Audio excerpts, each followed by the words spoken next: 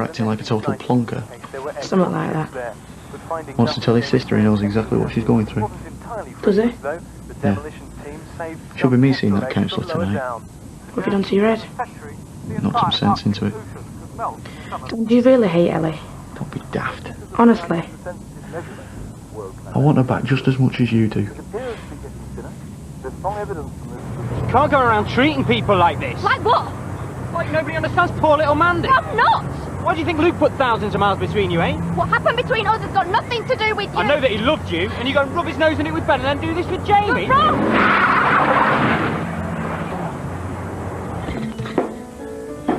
I'd love to take them down early. Things can't get much worse than that dreadful woman your father brought home. Mum. Mum! What is it? I need to tell you something. Oh, no.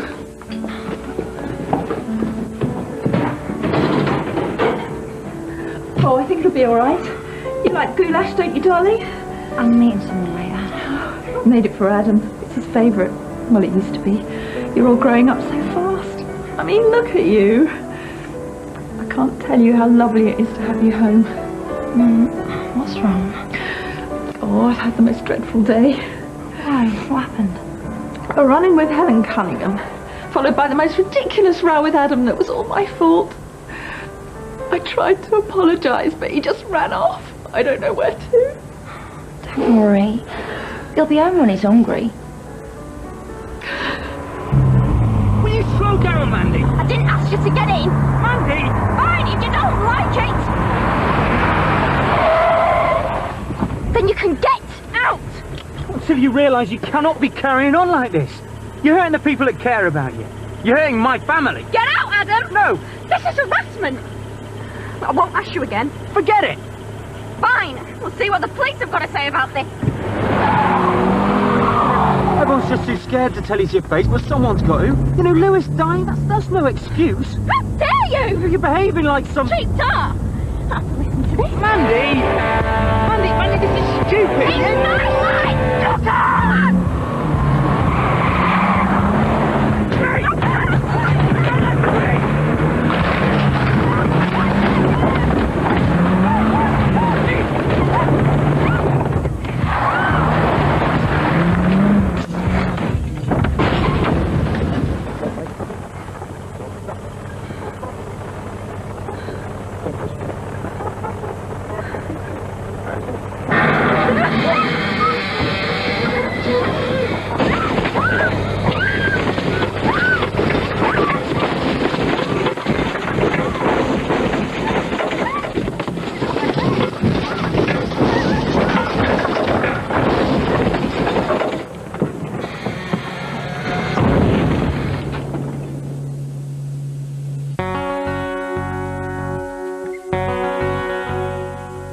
Hollyoaks returns with a double episode from 6 o'clock on Thursday.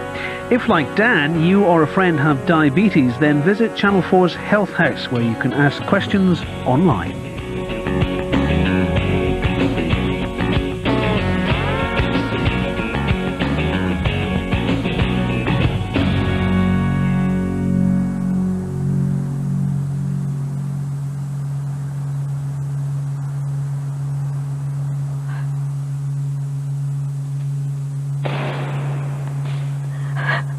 We've got to get out!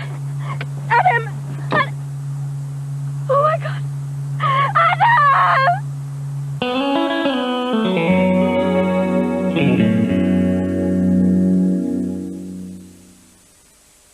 Is that a hickey? Let me see. Oh my God, I don't... Oh, wow, that's so retro. Trey and I made out in the movies.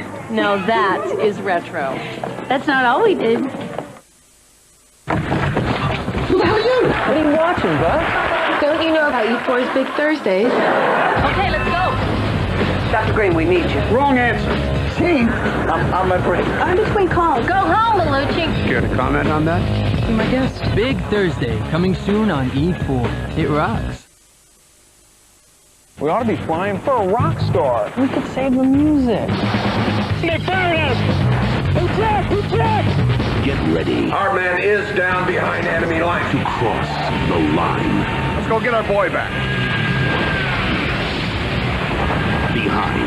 lines. They've got everything to fight for. What we need is 11 men to play as a team. And nothing to lose. Playing the cards. I'm with you. Now these guys will prove it's good to be bad. Not dangerous, are you, Mr. Footballer? Vinnie Jones. Only if you've got the ball, miss. From the producer of Lock, Stock and Snatch. Mean Machine. At the Boots Opticians frame sale, even some designer frames are as little as half what you'd normally shell out.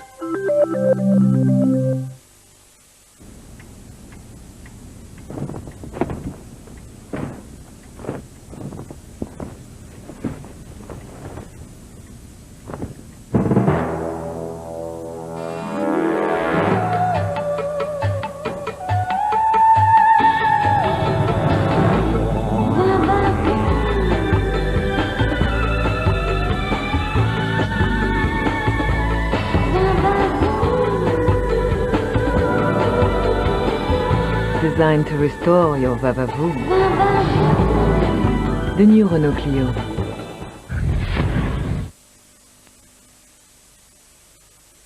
Francis Ford Coppola's troubled classic Apocalypse Now is being shown on Film 4 tomorrow night at 10:15. To subscribe to Film 4, you can call 0800 44 1234 for free or log on to the Film 4 website. Jeffrey Mallett, a hero of our time. You name it, he's done it. He's still doing it now, actually. But who is the real Jeffrey Mallett? Jeffrey Mallett is a idiot. We talk to his closest allies. He was part of the furniture. He was never cabinet material. His friends. To know Jeff is to love him. And I do. And the man himself. I was loyal to all three of them. You can't get more loyal than that. That's Bremner, Bird and Fortune, tonight at 9 on 4. A dramatised documentary about the mysterious disappearance of a legend. Glenn Miller's last flight is tonight at 8. All the best bits of Scrap Heap Challenge coming up. First, Bridget and Zeku with the Channel 4 News.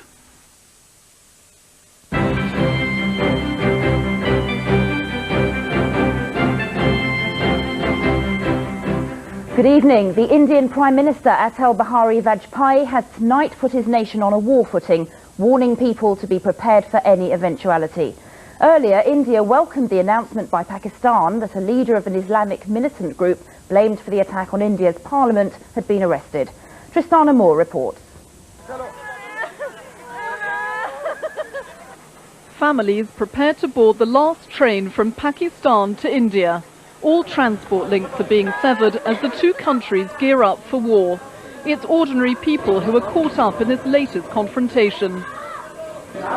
The people in both sides have relatives. Indian people have relatives in Pakistan and Pakistani people have relatives in Kashmir. They have suffered badly because they cannot now meet each other. But Pakistan's President Musharraf, who's being closely watched by America, is now trying to diffuse tensions with India, announcing the arrest of Hafez Saeed, the founder of the Kashmiri militant organization Lashkar-e-Toiba. The leader of another Islamic militant group, Jaish-e-Mohammed, was arrested last week. Pakistan claims it's all part of the government's ongoing campaign to crack down on terrorism. This arrest is part of the same measures that the government of Pakistan has been taking for quite some time now. India has blamed the two Kashmiri militant groups for the attack on its parliament earlier this month, accusing Pakistan's intelligence agency of sponsoring the militants. The question is, will the arrest of the two leaders be enough to placate India? If this information is confirmed, then it is a step forward in the correct direction. We hope that such actions against terrorist activities targeting India, including Jammu and Kashmir, would be pursued vigorously. The Indian army showed off the bodies of 8 suspected militants it killed today in the disputed region of Kashmir. With Pakistan and India sending more troops here and along their border, tonight the Indian Prime Minister said he didn't want war, but warned his people to be prepared for anything. There are unconfirmed reports from Afghanistan that more than 100 villagers have been killed in an American air raid on a village in the east of the country. Residents say it happened in an area where American forces have been carrying out operations against the remnants of the Al-Qaeda organization and Taliban fighters still on the run. A spokesman for the US military said they're aware of the incident and are investigating it. Argentina's President Adolfo Rodriguez Sá has resigned, leaving the crisis-ridden country leaderless for the second time in 10 days. Legislators meet tomorrow to choose a new president. Zoe Conway reports. A pots and pans protest, a popular form of unrest by a people determined to show their anger and utter disdain for the politicians they do not trust to lead them. We are dying of hunger here. We have nothing. We are dirt. No one comes to give us a hand. And their protests seem to be working. For President Rodriguez Sá, who only took office on December the 23rd, has become the second president to resign in just 10 days. Argentinians feared that his proposed third currency would quickly become worthless and cause hyperinflation. There's anger too at controls limiting people to withdrawing only $250 a week from their bank accounts. But he blames political wolves in his Peronist party for forcing him out. If, during my very brief term in office, I have offended anybody, I apologise. I've done the best I can. Politicians showing humility in public may be a rare treat, but Argentinians must surely be craving political unity and statesmanship more. At least 47 members of a South African family were killed when their truck overturned. Police said the accident happened on Sunday when members of the Chego family were on their way to visit ancestors' graves on a farm near Rosenekal in the northeast of the country. 120 people had been on the truck. The police said a number of them were injured and they're investigating the cause of the accident. 12 European countries are just hours away from a new currency this evening. In the town of Gifhorn in Saxony, mourners bid farewell to the German mark. A 1-mark coin was carried to its grave in a hearse. A band played a funeral march on the way to the burial ground, and the mark was finally laid to rest under an oak tree. Here, the traditional New Year's honours list sees nearly 1,000 people being recognised. Among them, a knighthood for broadcaster Jimmy Young and an OBE for the singer Sade. Rewarding those at the sharp end was how Downing Street described the honours. Amongst those to be recognised, Major Alex Birtwistle, who spearheaded the Army's fight against foot and mouth disease in Cumbria, and members of the British Consulate in New York for their exceptional work in the aftermath of September the 11th. Half the awards went to people working in the voluntary and public sectors, but as always, stars and entertainers featured prominently. My name is Gandhi, Mohandas K. Gandhi. Ben Kingsley's unforgettable Oscar-winning performance. Today, he and his family were delighted with his new title. It feels really marvellous for myself, my family, and for the craft that I'm a part of, for acting, for actors. And jive-talking brothers Barry Morris and Robin Gibb were honoured for their enduring success as the Bee Gees. In business, Tesco's chief executive Terence Leahy received a knighthood for services to food retailing. Stars of the sporting world were celebrated too. Lennox Lewis, Britain's first world heavyweight champion for a century, and England's cricket captain Nasser Hussain, who's credited with galvanising the national side. The beautiful game wasn't forgotten either. Former England manager Graham Taylor was rewarded for services to football. The congregation of a church in New Mexico has burnt Harry Potter books, claiming the stories are satanic. Several hundred people attended an anti-Potter sermon at the Christ Community Church in Alamogordo in southern New Mexico, and then tossed at least 30 Potter books into the flames, along with other books they consider to be works of the devil, including horror novels by Stephen King. Now, our last weather forecast of the year. The satellite shows clear skies across England and Wales, bringing plenty of wintry sunshine today, but thicker cloud across northern Scotland. Tonight will be a dry but very cold night, temperatures ranging between 5 and -9 Celsius. There'll be patchy cloud and light winds with some rain in northern Scotland.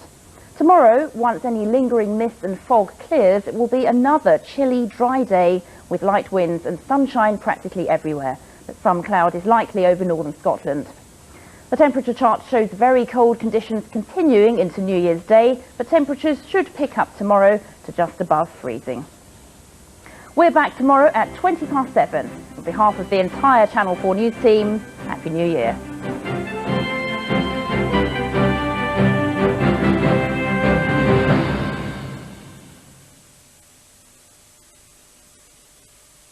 Time Team is back with more mysteries. I'm no nearer understanding. More problems. We haven't got 3 months, we've got about 9 hours. More surprises. Yep. And more great finds. To be quite honest, I haven't got the foggiest idea what it is. A new series of Time Team, Sunday at 5:30 on 4. On Christmas Eve of 1944, a plane was reported missing. A plane with a very important passenger. Glenn Miller's last flight in an hour on 4. After a look back over the last series of Scrap Heap Challenge to pick out the best bits and even hand out a few awards. Do you want to watch this? See what else is on there. Football? Yeah. Oh, snooker. Hang on. What's that? Oh, that's... It's the rusties! Oh, brilliant. Excellent.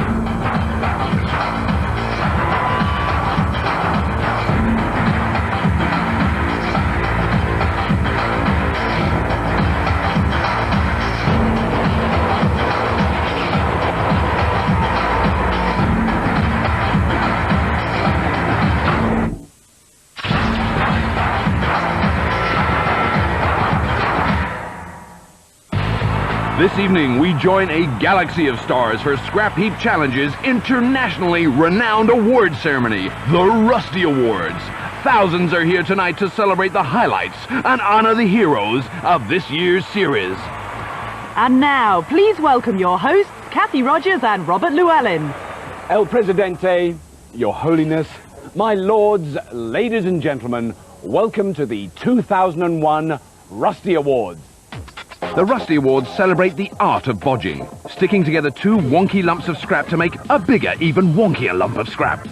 But one which is intended to dig, drive, fight, or fly. The teams must build their machines in just 10 hours. It takes tons of technical know-how, lashings of sheer brute force, and a splash of creative genius.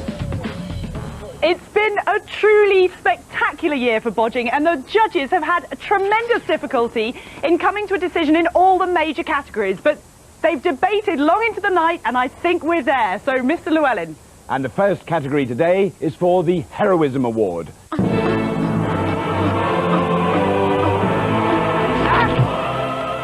Heroism in Scrap Heap terms means always putting your team first, even if your reputation's on the line. It's about keeping calm when everything falls apart and having the guts to lie underneath 10 tons of badly balanced metal. You all right, Carlos? Yeah. Our first nomination for Hero of the Year goes to Nigel from the Mulewrights. Our second nomination is Mika from the Elevators. And third, we have Richard from Stormforce. Nigel Morris thought big in every sense. This giant of a man built monster trucks for a living, so who better to join the Mulewrights for our monster truck challenge? Mulewrights are American trade union welders who like wearing funny ears. Nigel soon felt at home.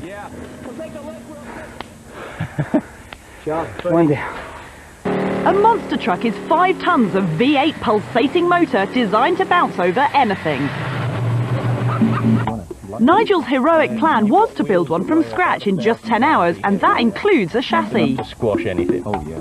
His opponents were the Abominable Snowmen, a bunch of British research scientists from the Antarctic. They decided to adapt an old military vehicle, complete with a 7-litre engine, ready-mounted on the chassis. The Mulewrights found a similar truck, but Nigel decided to throw their chassis away. We're going to actually build a straight rail tube frame truck. The reason we're going to do this is it's going to cut the weight right down. The Mulewrights searched high and low for lightweight chassis material, but after 4 hours they had nothing. It was time for Nigel to show a true hero is also a realist. That would work, all right. That one would work. Turns out that we haven't been able to turn up enough tube from the scrapyard to actually produce a chassis. Whoa. The Mulewrights took that army truck and welded it all back together again. Something just had to go right! Yeah.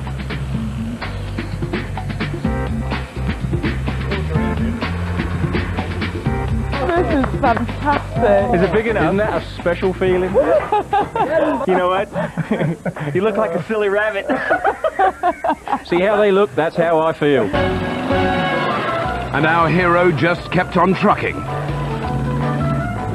Nigel! All right, come on, bud.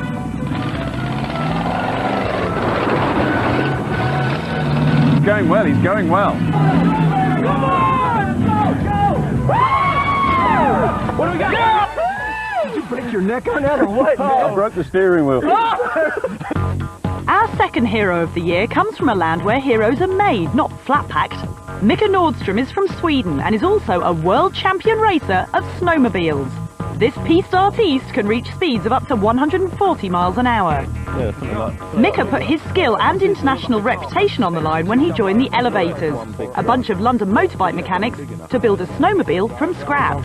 Real wide. Yeah, something like that. Super cool, super confident Mika was convinced his heroically complex snowmobile was going to be a winner. He wanted to build a twin ski arrangement for the front end of their snowmobile with fully independent suspension. In just one day, brave ambition or bonkers delusion. You lot have already scored not one but two scrap heap first. Why? Well, one is having an engine running this early on in the day. The other one is actually you've been doing work already. Well, we finished in about 15 minutes. Against the Elevators were three Scottish bravehearts called the Clan. They cooked up a clumsy great haggis of a machine they hoped would flatten Mika's masterpiece. Blowtorch. Heat it and beat it. Like certain other Scandinavian self-assembly jobs, the instructions were a bit of a mystery. 666. The number of the beast. Yeah. Go for that. 666. Before we came here, we said, right, what you got to do is keep things simple. Yeah. Mike's helping us make us a Formula One skidoo. Oh, so that... But like all great heroes, Mika stuck to his guns, confident that his machine would fly. Can you make any sort of estimate as to what sort of speed this might go? 600 to 700 miles per hour, man. No way. And so to the race. This was Mika's home turf. Man and machine were as one. All went well on Mika's trial run.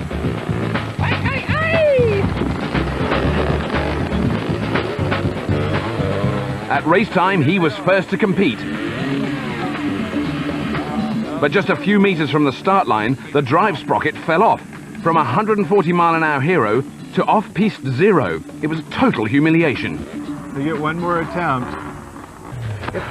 But Mika wasn't about to throw in the towel. It's a time-wise.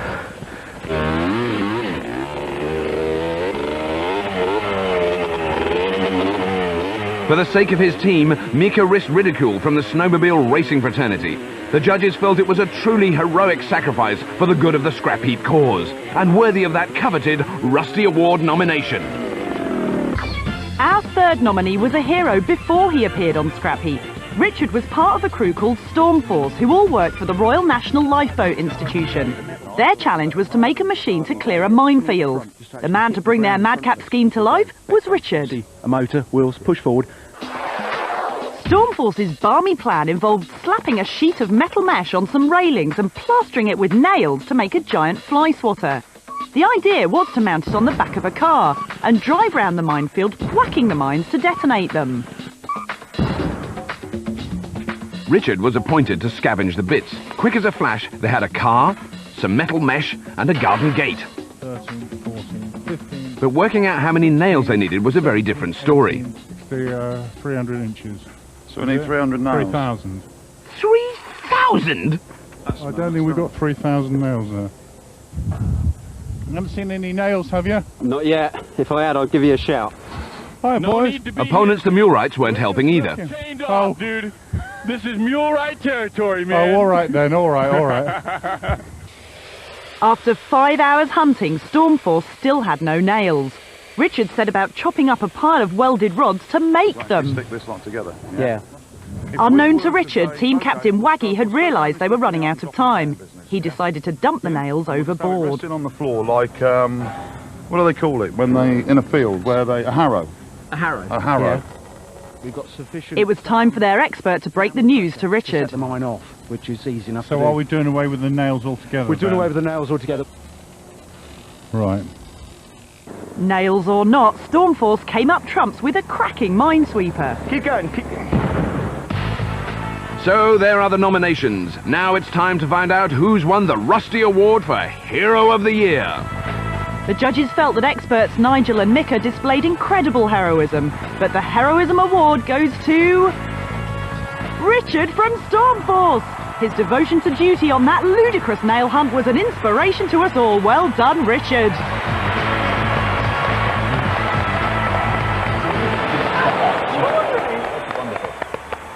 I wonder who judges it. Do you think those two do? Dreadful. Ooh. I hope not. Oh, what are they on about now? What is she wearing? He obviously thinks he looks like James Bond or something. It's rather tragic, isn't it? It's sad for a man of his age. I know. It's like there comes a time when a man needs dignity, and he's absolutely got none. Yeah. Actually, she does look a bit cheap. The next category, and a particularly tightly fought one, is the Scavengers Award. A good scavenger is the lifeblood of any team. A great scavenger is a visionary, seeing potential in the most unlikely pieces of junk to bring the team's dreams to life. First we have Ron from the chairman. Second is Fergie from the extinguishers. And finally Arthur from the top guns. Ron was one of the chairmen, a team of high-tech wheelchair designers from London. Right, don't keep us waiting too long. Off we go. He was sent off to find some bits to make a mobile crane, but after 2 hours a search party went to find him. And so the lonely scavenging continues. He's still looking, gently probing through the rubbish. If we stay here quietly, we'll be able to see him, and he might actually find something. No, he's found nothing at all. It's quite heartbreaking, and there's nothing we can do to help him. We cannot interfere with the natural flow. He may be out here for the rest of his life. But eventually Ron produced loads of lovely stuff, which the chairman bodged together into this all-swinging, uplifting machine. Our second nomination is Fergie from the Extinguishers, a trio of firemen from Kent. Their challenge was to build a tunnelling machine, and Fergie was on red alert to find some seriously heavy metal for their killer drill. It didn't take him long to spot what he wanted. Part of our precious set. We're going to have that bit of UB there, that universal beam. We're going to have that. I know it looks pretty up there. Oh, you really are? Yeah. Well, that's literally the only heavy enough. Yeah, this heavy as gauge. Yeah, we really do need a bit of UB. That didn't stop him bending the rules, and our lovely girder. His sharp eyes well and truly earned him this coveted nomination. And here is that mighty arm, cunningly transformed into a drill support leg. Our third and final entry in the scavenging category was Arthur from the Top Guns, a trio of RAF flight engineers who were scrambled to build a torpedo. I don't think the coaxer's going to be any good. I think we're moving most of the scrap. After 10 minutes on the heat, Arthur had enough to equip an entire squadron. And their finished torpedo looked the business. So will our top scavenging gong go to laid-back Ron, cheeky Fergie, or aviation ace Arthur? And winner of the coveted Scavenger of the Year award is... Got a mini chainsaw, any good? Ron from the chairman! Ron risked a possible life sentence on our scrap heap to find the crucial parts for his mobile crane. It was a legendary display of calm under pressure.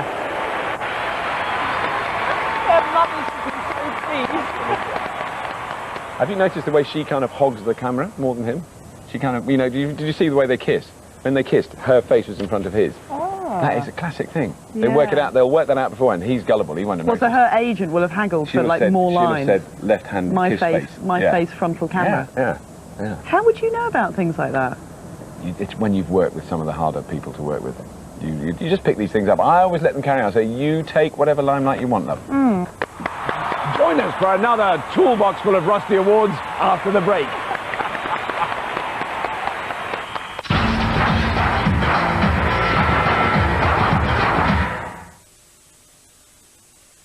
We're all going on a summer holiday. We'll not let you go. Let me go. We'll not let you go. Let me go. We'll not let you go. Let me go.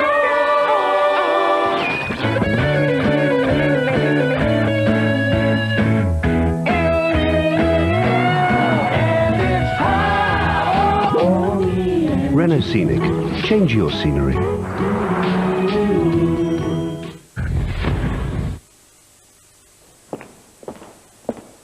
She isn't getting enough. They aren't getting enough. And this lot certainly aren't getting enough.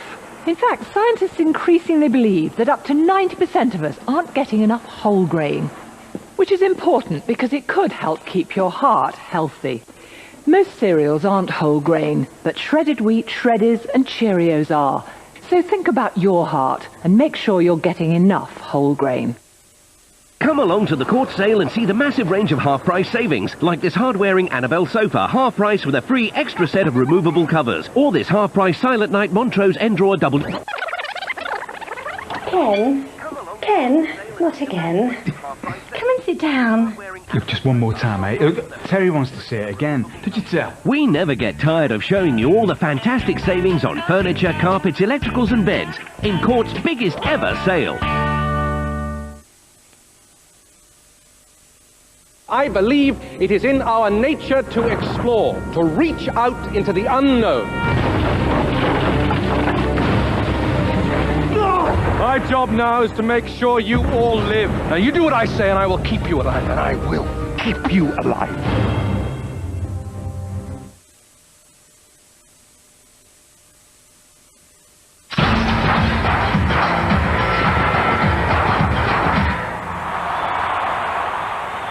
Well, welcome back to the 2001 Rusty Award. He sounds really husky. He's putting that on, isn't he? I think that's done in the, it's dubbed on afterwards. He's got a very high-pitched voice. Has he? Yeah. He's not reached puberty yet, and he's 45. Our next nomination is for the Best Technical Cock-Up.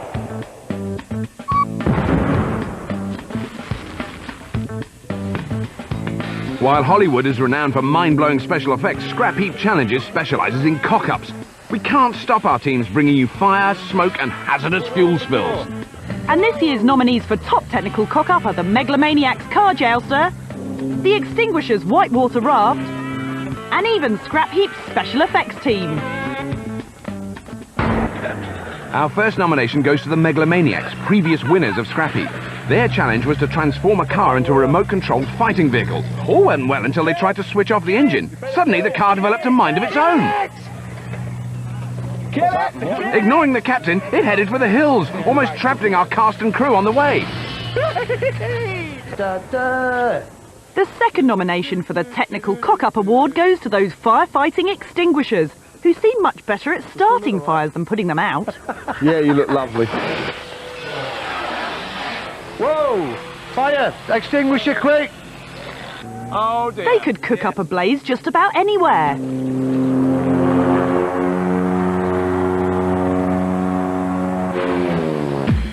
And the final nominees for the Technical Cock-Ups are the Scrap Heap Special Effects team. They thought they were so clever making these hair-trigger paint bomb mines for their mine-sweeping challenge.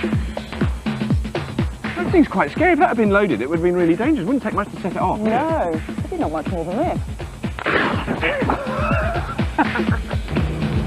But the Mulewright sand-flinging Desert Stormer totally obliterated their pathetic offerings. So the cock-up of the year is a toss-up between a runaway estate, a floating barbecue, and a paint bomb obliterator. And the Rusty Award for Best Technical Cock-Up goes to the Megalomaniacs. Despite heated debate and 4 sets of cool flannels, the judges finally agreed that the Meg's Frankensteinian monster was in a category all of its own. Excellent news.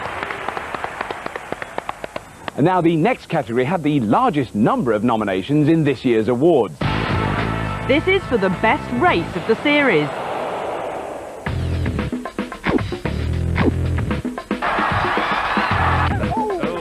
Finales are the forte of Scrap Heap Challenge. The teams spend all day bodging together their machines just for the climactic race, and some are amazingly close. The first nomination is the face-off of the street cleaners. The second nomination for Best Finale is the car jousting battle. And our third contender is the duel of the mobile cranes. We kick off with car designers, the Catalysts, against Yorkshire Fitters, the Chaos Crew, in our battle of the street cleaners. What else have we got to do now? We've got to get the hose. One machine sucked while the other one swept, but they seemed perfectly matched and totally at home in the gutter. We have a ton of rubbish strewn around a course cunningly contrived to test our street sweepers to the limit. Both teams could drive anywhere at any time. They simply had to collect the heaviest load in half an hour. The cats set off, and their sucker really got going. The curb crawlers picked up a whole river of rubbish. Clean trail. But the Chaos crew weren't collecting it, merely dragging it along the ground.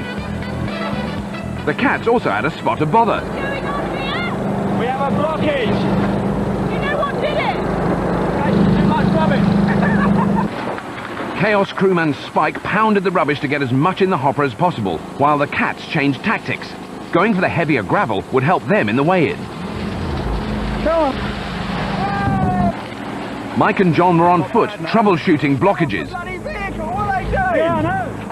But there was an accusation of cheating. Gary reckoned the Chaos crew were breaking the rules by walking alongside the curb crawler. Well, they're not actually picking anything up. No. They're clearing blockages. They're just walking around watching, aren't they? They're not actually putting them. Cleared by the judge. Teams, you have 5 minutes remaining. The Chaos crew had to stop and empty their hopper. It was full to the brim. We're not going to know really till we've finished how the catalysts have done. You can't see exactly what it is. It could be full right to the top. Yeah, or it could be just like a little bit at the bottom. Or 6 inches on the floor. 1 minute remaining. 1 minute remaining.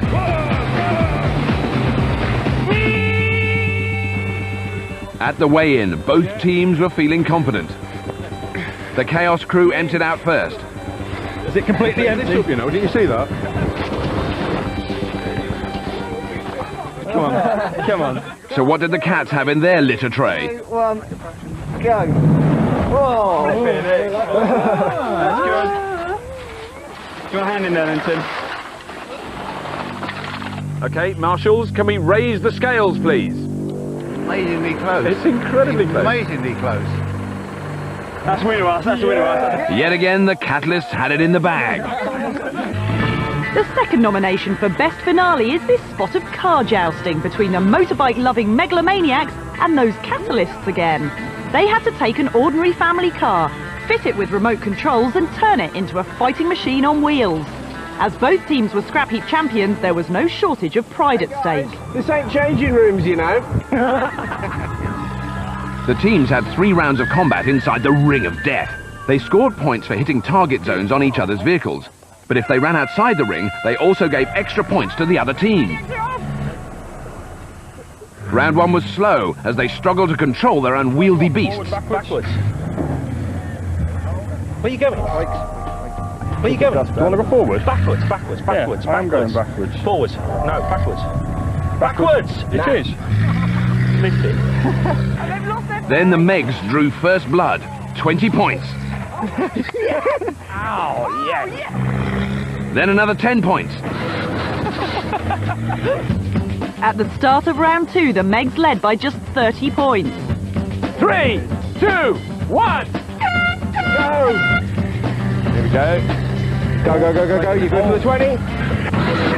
Yes! Oh! Maniacs is smashed. Oh, reverse. Oh, yes! Ah! We're in forward. Oh, it's got to go, it's got to go. Disaster! Nosher lost his giant hammer, followed by a front tyre. Oh, we got a flat tyre. Oh, nearly back, reverse. It was Tim's chance for glory, but he blew it. And gave the Megs a cool 50 by flying over the line. Oh, the cats have now got up to a total of 390 points. But you have got up to a total of 460 points. Yes! Guys! The Megs were leading by 70 points. To keep the blood boiling for the final round, we added a 100-point target to each car. 1 hit could mean victory or defeat. Forward, forward. The teams locked in a deadly embrace. Tim escaped, but once again he couldn't control his car.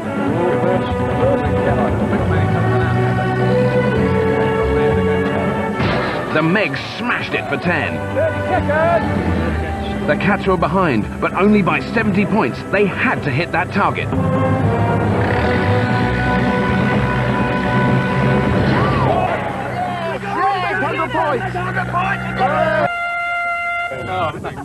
Well, the final scores in the last round, the Megalomaniacs scored 60, but the Catalyst scored 230. So, Megalomaniacs final 520, but the Catalyst final 620!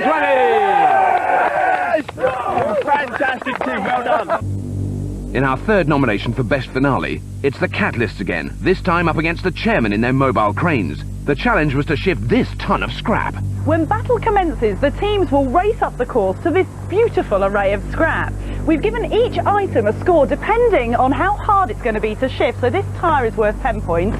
This half a car is worth a whopping 50. Can you take this off? In the pink corner we had a monster seesaw made by those crazy cats. Up against them was the giant fishing rod crane, for which the chairman's Ron picked up the Scavenger of the Year award earlier.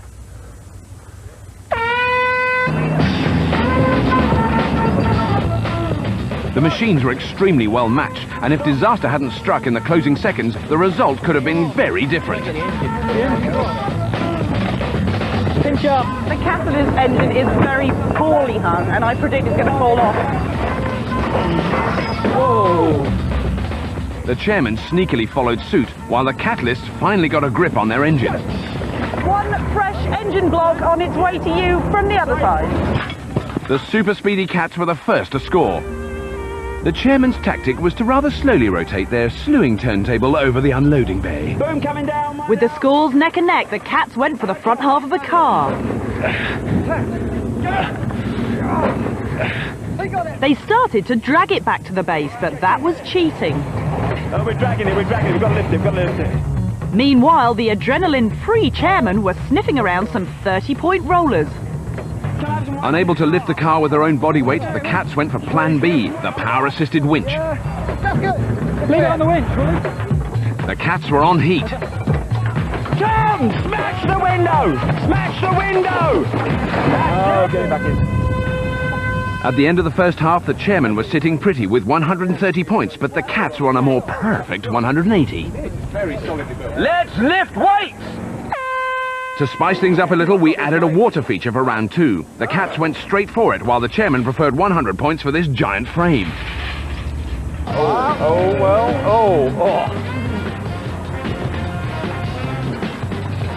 So the Catalysts are trying to go for one last lift. There's a tragedy going on here. They can't restart their engine. They're loaded and ready to go, so they're going to push it home. Is it in gear? One, is it in gear? But it was too late. The chairmen were pipped at the post by a whisker of a 30-point lead from the Catalyst. This time the judges felt there was a clear winner of the Rusty Award for Best Race. It was the clash of the Titanic car jousters for thrills, tantrums and an amazing last-minute turnaround. Now, the next category is for the most ingenious use of a household or domestic object in a machine.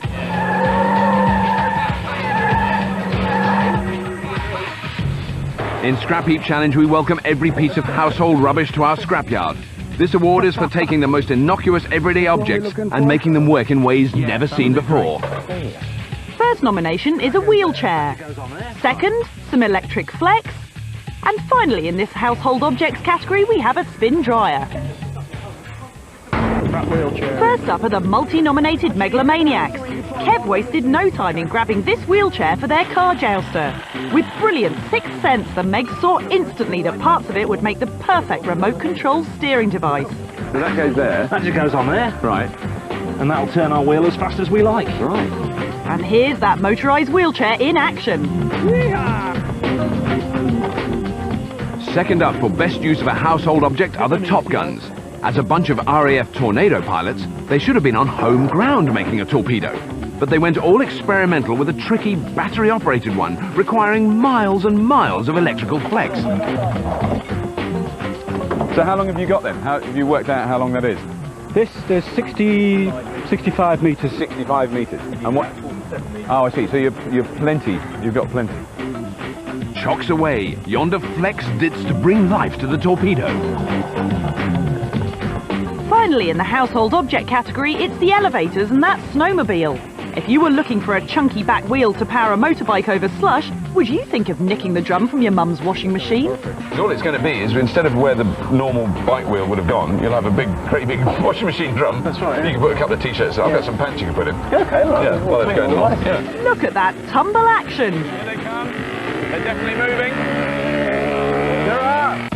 So will our household object of desire be the wacky wheelchair, the funky flex, or the tumble dryer flyer?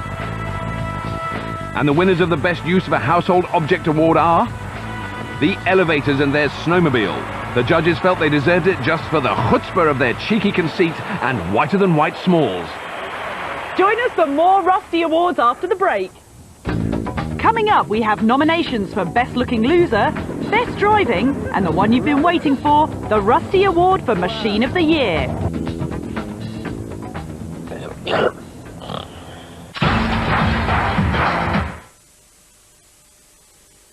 From just $7,995 and with 0% finance over 2 years, the Vauxhall Corsa Comfort handles life beautifully.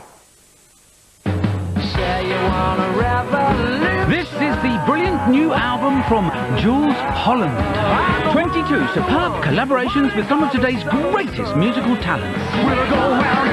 Paul Weller, Stereophonics, Sting and George Harrison. Jules Holland and Friends. It's out now.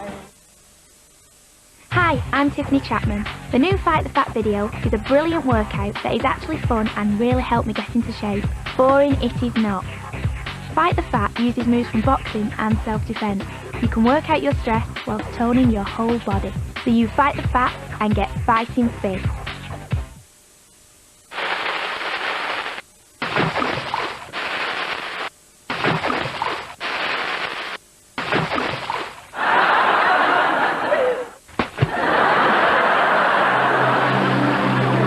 The Vicar of Dibley, this week on UK Gold. Once a little prince was forever wide awake. Then, hey presto, Johnson's baby bedtime bath. The warm bath and the magical aroma of lavender and chamomile helped carry the little prince to the land of Nod. Johnson's baby bedtime bath, and now in lotion too.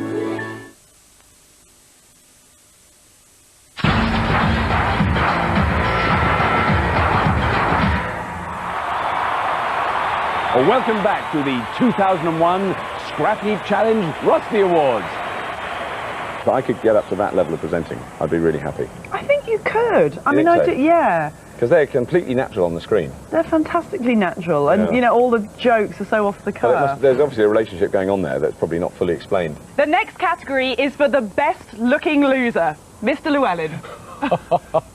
Isn't she a one?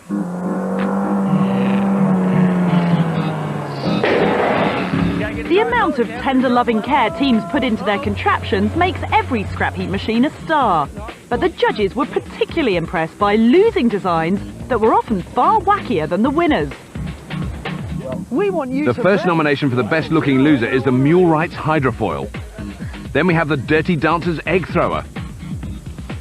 And finally the Top Gun's Torpedo. Those fast-talking American Union boys, the Mulewrights, are back with their third nomination at this year's Rusties. They really went for the jugular with their heavy-duty, double-hulled hydrofoil. Hydrofoils are underwater wings. When a boat goes fast enough, they lift the hull out of the water for a smoother, faster ride. They started with a pair of canoes for floats. But for the foils, they collared this humongous helicopter rotor blade. Jesus, these things fly? For a propeller, they custom-built a super-sized screw of their own. So you think you're very confident at this point that we will actually see this lift up and be riding on helicopter blades rather than... What are you, crazy? I haven't got a clue. Make a decision about where this engine... Up against the Mulewrights were the super-competitive Catalysts, who were building something rather more delicate. Right, Chris, are we happy with this engine position? Yeah. The Mule's handcrafted propeller turned out to have a major design flaw. Let me just check we got it the right way. We're going that way, aren't we? Is that where it's going to be? No. You're just checking right way round things? Yeah. Yes, that's always a good idea. It's not. It's not? I don't think it is. I'm trying to work it out now. A propeller works a bit like a wood screw. It'll only go forward when turned a certain way. If you turn it in the opposite direction, it won't go anywhere.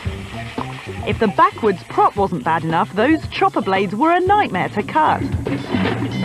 Okay. Let me lower it. There you go. But those stubborn mules kicked ass.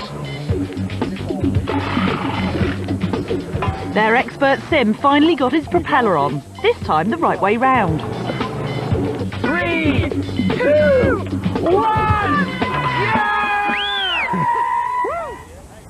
On race day, the Mulewright's machine looked awesome. The massive hydrofoils and Sim's homemade propeller turned a few heads. What a monster. In the first race, the Cats got off to a flying start. Keep it steady, Tim. Ours isn't even starting. But the Mules were marooned with a dead engine, leaving the Cats to cruise over the finish line. The Mules didn't know what the heck was up, but they refused to be beaten. They boosted the battery, changed the condenser, and screwed in the spark plugs in a valiant effort to get it started. But despite fantastic craftsmanship and an extraordinary set of components, this machine was going nowhere. The second nomination for Best Looking Loser is our team of bodging ballroom boys, the Dirty Dancers, for their madcap motorised egg flinger. Their challenge was to throw an ostrich egg as far as possible and make it land without breaking. So what's the plan over here? It's a ramp. It's a motorbike-powered rocket sledge, it looks like on there. Yeah. Precisely. Absolutely. Over Pretty much, here. yeah. The motorbike pulling in a cable, the cable's pulling on a rocket, the rocket's flying off here. I love it. It's probably the comes most out. ludicrous thing I've ever heard in my whole life. Thank you. Ranged against the Dirty Dancers were Salty Sea Dog Stormforce, the team of Dorset lifeboatmen. On test day, the teams and their giant ostrich egg flingers took up firing positions for the first of 3 shots.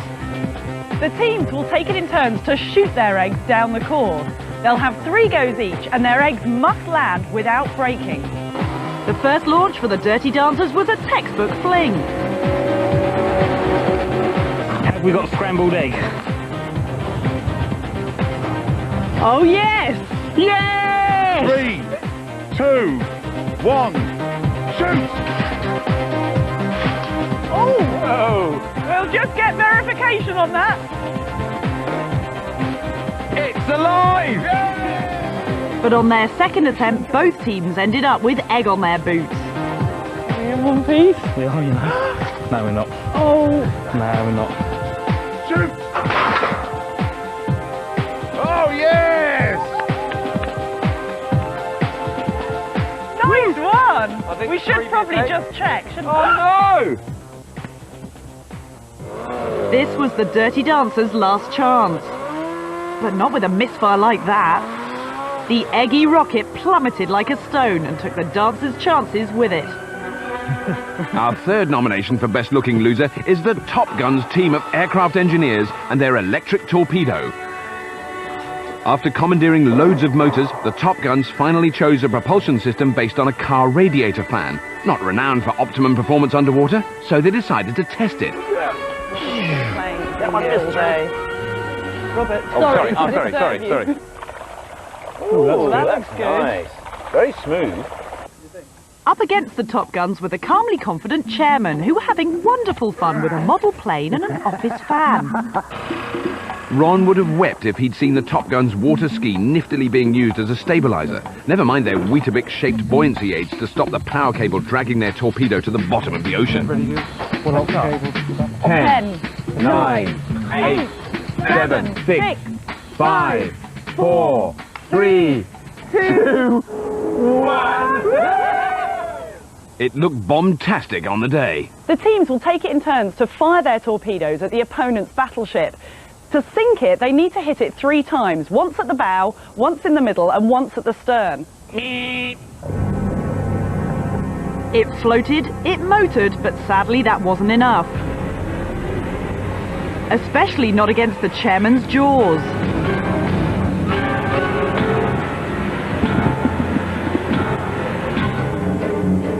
Jaws reached the rock first. It's going to be close. The 2 teams just managed to avoid each other.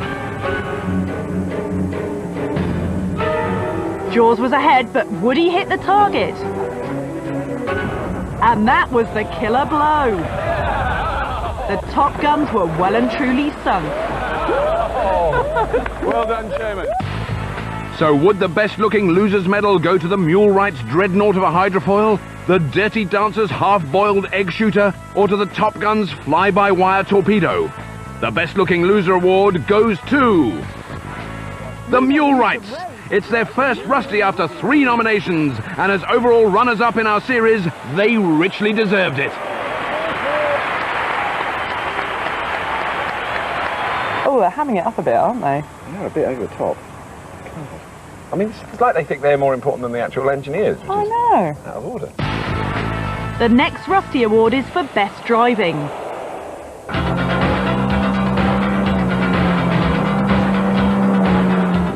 This has always been a hotly contested award with extraordinary displays of lunacy. The judges agreed that this year was no exception. First nominee is Matt from the Clan. Second is Rob from the Top Guns. And finally, the entire team of Mulerites. Our first Best Driver nomination goes to Matt from the Clan, who had to drive their hill climber up this gruesome gradient. He almost got to the top before running out of steam. On the way back down, he had to try and turn, but with the engine dead, it was a dicey manoeuvre. Nice one, Matt! Our second Driver of the Year nominee is Rob from the Top Guns, who got completely overexcited at the controls of his buggy.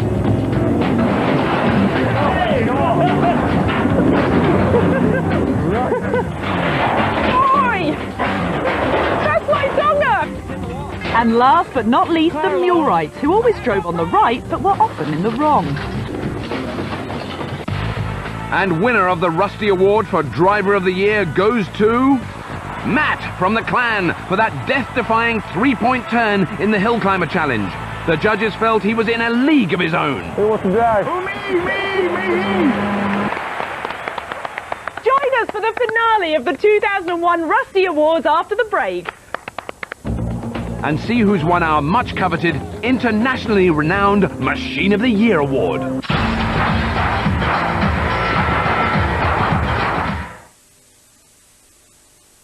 At Baxter's, we're tough on tomatoes. Because only the finest ingredients make Baxter's new fresh soup our freshest soup ever.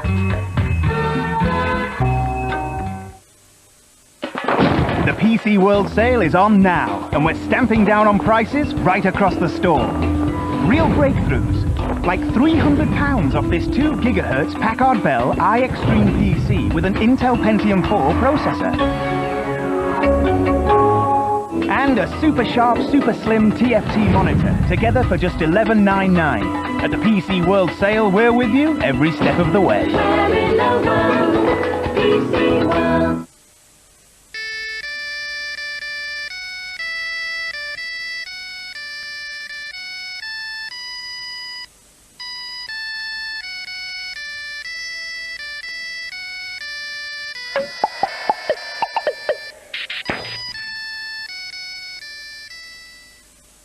Shut up, please.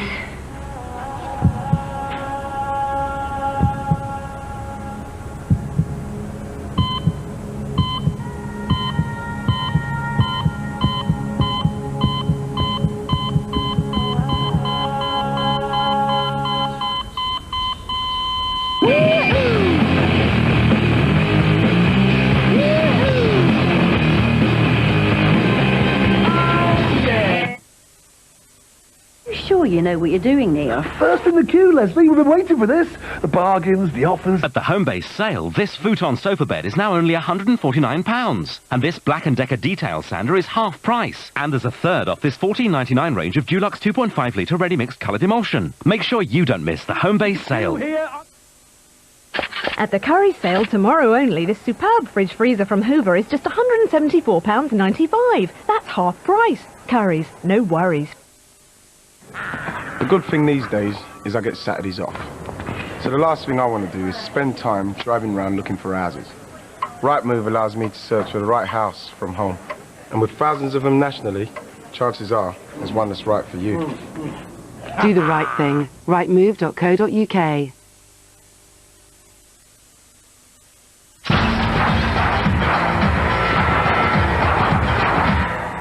Welcome back to our final pick of treasures from the trash can in the 2001 Rusty Awards. Do you reckon they can build anything? No. They could not build A bacon and egg sandwich. A bacon and egg sandwich. He couldn't do anything at all. He'd be hopeless. He'd probably get to manage and put up a shelf. He would. And she, well, who does she think she is? I've no idea. Well, we've reached that part of the ceremony that you've all been waiting for, the final award. And that award is for the Machine of the Year. Okay, I've waited long enough and now the time has come. Bone shakers and teeth rattlers, whirligigs and floaters, it's been a tough job choosing the most fantastic machine of the year. But after much soul searching and lashings of ginger beer, the judges nominated the Mulewright Hill Climber, the Catalyst Tunneler, and the Extinguishers Whitewater Power Raft. First nominees are the Mulewrights again, this time for their spectacular hill climber. Their challenge was to build a vehicle to transport one team member up this fearsome 360-foot hill. The mules opted for a track-driven vehicle, except they didn't have a track, just a shabby old conveyor belt and some pieces of angle iron. First, they cut the belt in half to make their two identical tracks. Then they chopped up the angle iron to make grippers, 112 of them, which they bolted onto the belt. Finally, they added 2 flanges to each gripper to stop the tracks slipping off the wheels as they ground up the hill. I love you, bud. That's a grand total of 224 flanges. It's just as well they were professional welders. Man, this team is working smooth today, Ray. Yeah, baby. We're like the octopus playing the drums, baby. The octopus playing the drums. Their opponents were the Clan, our family team of tartan tearaways. They had an equally cunning plan to build a super-fast hill stormer. It was going to be a classic race, the tortoise against the hare. With just a few seconds of building time to spare, the mules fixed their flanges and were hot to trot. 3, 2, 1. Okay, team, time is up. Down your tools. Down your tools. Put your torches down. Put your torches out, guys. But even on race day, they were still fiddling with that darn track. You unbolted it, unbolted it back. You said to bolt it back? Yeah, it's back. The long one. The Mulewrights expert John set out on the lonely trail with only his trusty steed for company. The lumbering brute is en route. Luckily, this challenge wasn't about speed. They just had to keep going. That is very, very impressive. Go, man. Give it some gas. Give it some gas. Jesus Christ. Shoot, dude. He's going all the way. Oh, the tire tracks come off. The track's off right at the top. Keep going, John. Keep going, John. Keep going.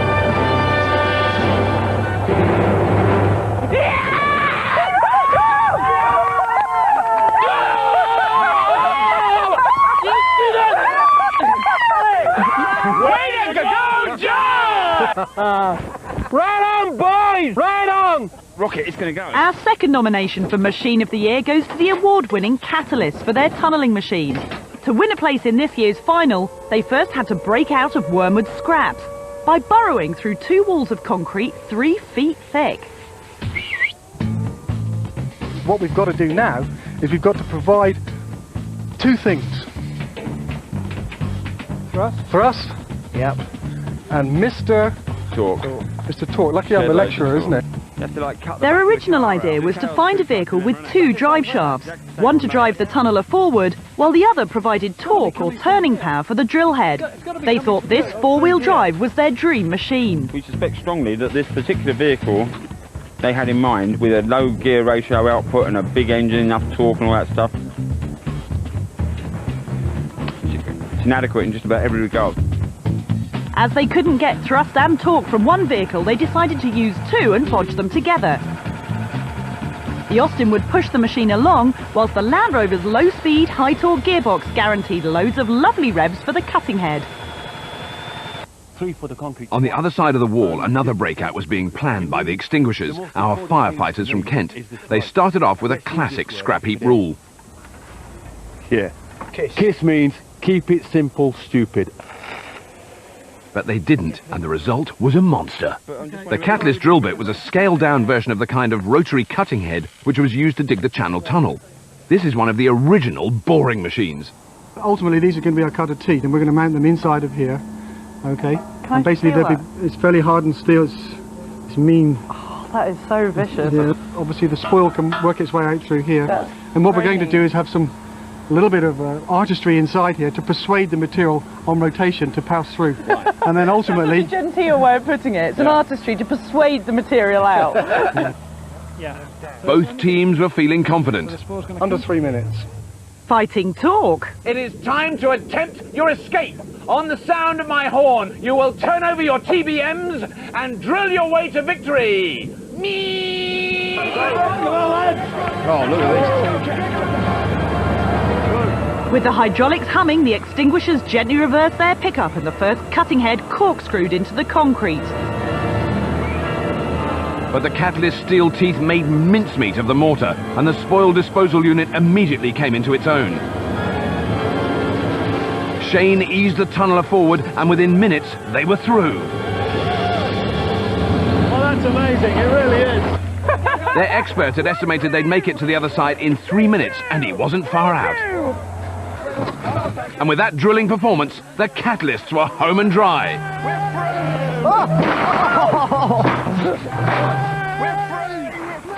For the third and final nomination for Machine of the Year, we travelled to California, where our firemen, the extinguishers, had to build a powerboat to carry them through some of the wildest white water in the world. It was a clash of the flashing blue lights with the body snatchers, a team of paramedics, up against the firemen. Fergie had the gumption to realise that horsebox roof was a surefire winner for their boat hull. Put a water pump on the back of that. It's got 2 holes at the front. Yeah, we'll be all right. Then they spotted a real lifesaver in the back of a hearse, a jet ski. Doing a bit in the back. There's It's your in pump. there. There's your It's pump. in there. Yeah, we got it all. It's all there complete. Take it. Take it complete. It looks like a boat, guys. It really looks like a boat.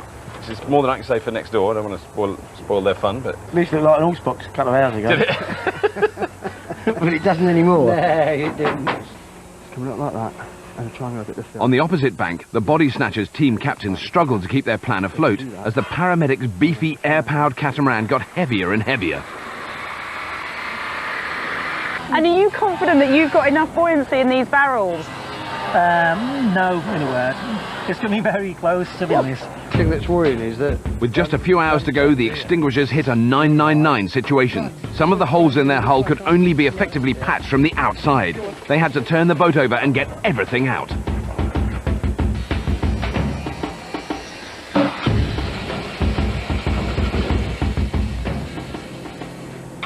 Okay, teams, your time is... By the end of the day, their upturned horsebox with jet ski propulsion and motorbike steering was looking pretty shipshape. The teams will make separate attempts to take on the rapids. Each lap will be timed from when the boat crosses the start line here, powers upstream, goes around the gate at the top of the course, and finally blasts back down to the finish line. Here we go. There we go. We're on the clock. The firefighters were first to hit the water with pump power. The smoke's starting now.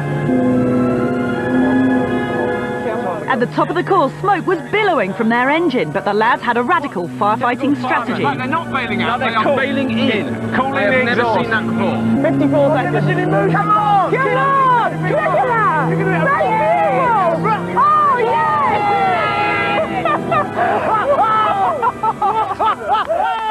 So will the Rusty Award for Machine of the Year go to the Mule-Wright's Climber, the Catalyst Drill, or the Extinguishers Powerboat? The judges faced an almost impossible task in selecting the winner, but one machine outshone its competitors. Do you want to do it or should I? You do it, Mr. Rogers. Oh, I think you should. No, you do it. It's fine. All right, the winners of the most prestigious Rusty for 2001 are... the Catalyst with their tunnelling machine! The judges went for the tunneler because its design was so clever, because it bored through 2 walls in 10 minutes, and because that spoil disposal unit meant never having to say you're sorry. There are a number of other categories which, sadly, we haven't had time to include in tonight's show. For Best Burn, it's Alan from the Extinguishers. Can you just say... The bossiest boss, Gary from the Can you Catalyst. wipe this board to the list of the order we're going to weld things together in? You listen to this at all, yeah? Okay, good. We wrote on here... Not on paper, is it? what order we were going to weld everything together, and it's gone. For Best Slang, Andy from the Chaos Crew. Fuel tank smashed the chuff. God, that's going to be fun if it means unbolting the chuffing thing. And hanging on to the judges' special award for another year, Nosher from the Megalomaniacs picks up a record third Rusty for most sensitive use of a pickaxe. Hey! Well, it's been a wonderful, wonderful ceremony. We'd like to thank you all for joining us here today on Scrap Heap Challenge, the 2001 Rusties Award ceremony. What's he doing now? Embarrassing. Catch up with the Scrap Heap Challengers again in the new year. And to order the new book Behind the Scenes at Scrap Heap Challenge, priced $16.99, or the new video and DVD, call 0870 123 4344 or log on to channel4.com/shop. Next tonight on 4, a celebration of the sound of Glenn Miller and an extraordinary insight into his mysterious death. Glenn Miller's last flight in just a moment. See what else is on, isn't it? Jeffrey Mallet, a hero of our time. For you to load up on all of today's action. The biggest and the best in cyber sports are revving up and getting ready for action. Getting ready for the biggest robot tournament in the world. From the Technodrome at Shepperton Studios, we bring you Technogames 2002. Hello, and get ready for some great action at the Technodrome. Today we saw some more speed in the sprint, power in the tug of war, and dangerous explosions in the rocket cars. Here's the full rundown of what's coming up tonight. We have the first of our lightweight sprint semi-finals. A fight for the final in the tug of war semis.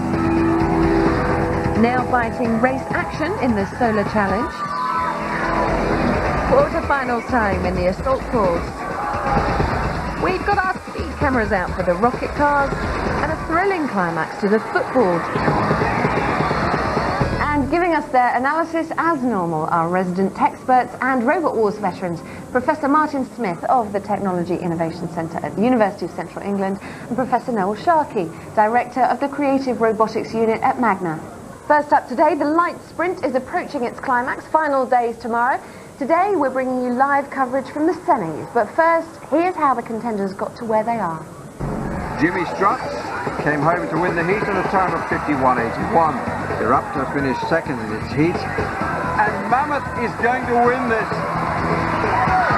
Buckbox much the quickest, quicker than Daisy. Crocodron finishes 2 minutes 10.16. Scuttle coming home and beating it by a clear second.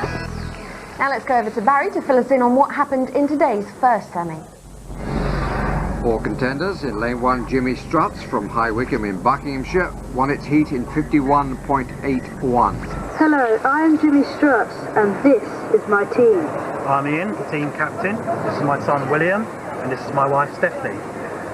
Jimmy has some radio receiver gear, control card, 2 batteries and 2 150-watt motors.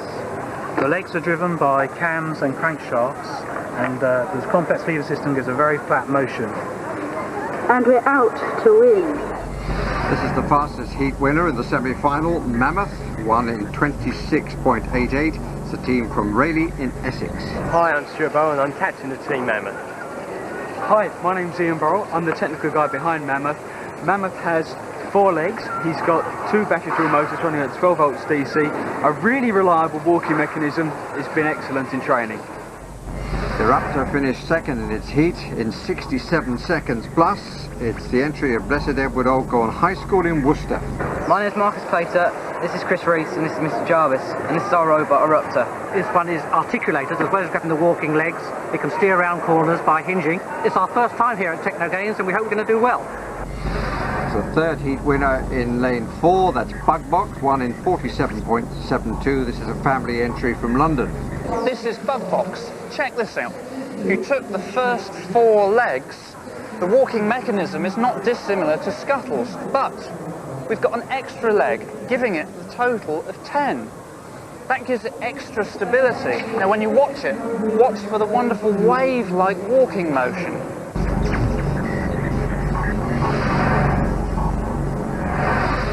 First semi-final of the lightweight sprint.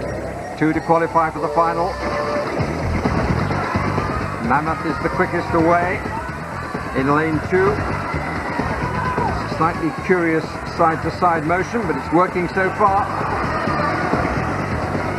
Jimmy Struts trying to make up ground in lane 1. A good battle between Jimmy Struts and Bug Box on the far side for second place. Mammoth comes in the winner.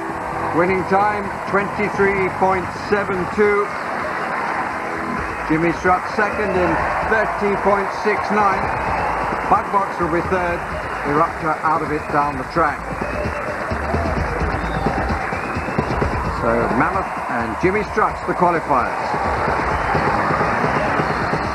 Mammoth win! We're jubilant up here because we do like the Mammoth team, but who's going to be joining Mammoth and Jimmy Struts in the final? Well, to find out, Andy Collins is down on the starting blocks with the second group of semi-finalists. So Andy, is there going to be a new world record, or is it all going to fall apart as Scuttle has been prone to do? Well, Scuttle, Philippa, like you said, is red-hot favourite, to be honest with you, but they are looking a bit too overconfident. Then you've got Strut and Crocotron. They're the ones I think will be battling out for second.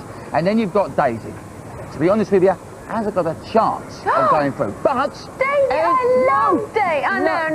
Daisy's fantastic. But any team that has a cow's head as a mascot, they've got my vote. I like them, but they haven't got a chance. Thank you very much, Andy. Now, over to Barry Davis to talk us through the race. Daisy, entered by Bolton School, is on the far side. Time for its heat, 1 minute 29.31 seconds. Hi, we're from Bolton School. I'm Chris, this is David and Greg, and this is Daisy, and she's a mad cow. Crocotron is entered by the Newland House School in Twickenham. It took 2 minutes 10.16 in the heat. Strut, a family entry from Doncaster, took 1 minute and 37 seconds to qualify. Nearest to us, Scuttle, who won its heat in 4.4 seconds, the entry of the Franklin family.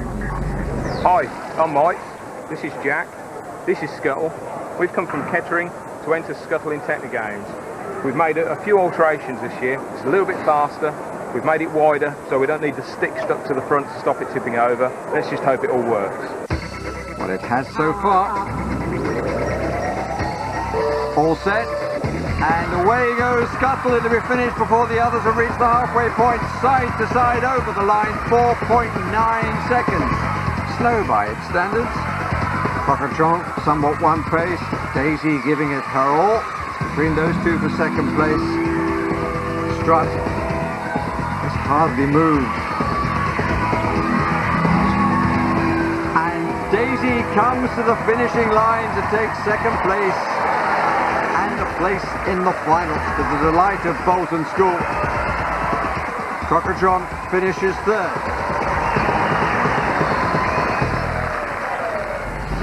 And that confirms the result. Scuttle's time, of course, only marginally outside its world record. And the 4 qualifiers for the final: Scuttle, Mammoth, Jimmy Struts, and Daisy. So at last we have our 4 finalists. What do you make of them? Are they the ones that you would have anticipated being in the final? I think one of the clever strategies that have been used by some of the guys has been to run it on a relatively low voltage on the first heat, then wind up the voltage for the second heat, and each time wind up the power a little bit and save themselves for the early heats. Particularly with who, do you think? Scuttle? No.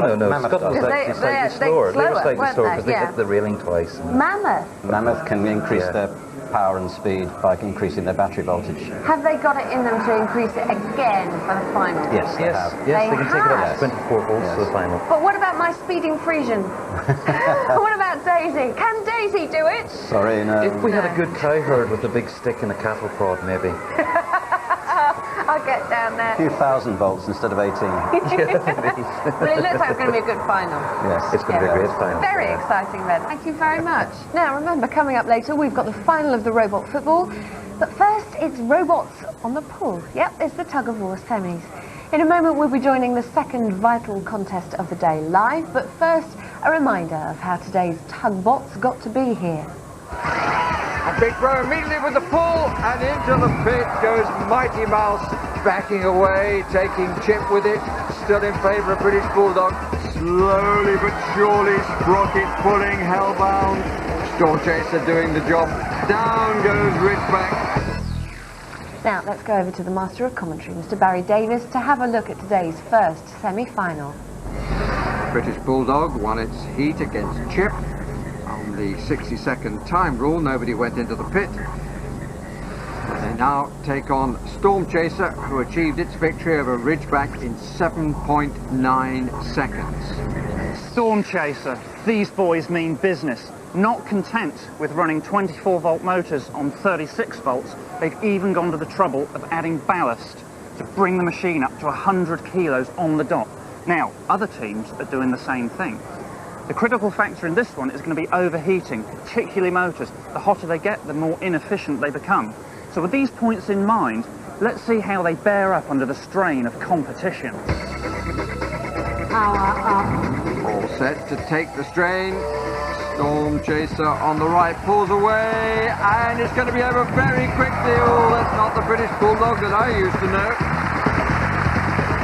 A powerful pull by Storm Chaser, victory in 3.34 seconds. That was earlier, so now let's find out who's going to be facing up to Storm Chaser in tomorrow's final. Andy, there really are only two people that matter in this competition, so can you ask Joe and Ellen how they're feeling for me? Well, I've got to say, before I even ask the question, I've got some bad news for Philippa. We've been burgled. What do you mean? We've been burgled. Somehow, some people have entered the arena, gone into the lawn job and stolen some sand. And I have two of the main suspects here with me. Why have you stolen sand from us, sir? Ballast. Ballast. You were underweight, weren't you? Way under. We've done 60 kilos and the weight limit's 100. So have you made up the weight? No. We put as much as we can jam in. We've got a sandcastle built inside. Really? Yeah. In the heat, though, you destroyed Mouse. And the side of the arena. And the side of the arena. You'll be getting a bill for that as well, mate. Don't worry, we haven't forgotten about that. You thieves! Well, stealing sand as well. Not as much as them. We stole a little bit of sand. No, are you underweight or have you made it all up? We're there, we're 100 now. You're spot on 100.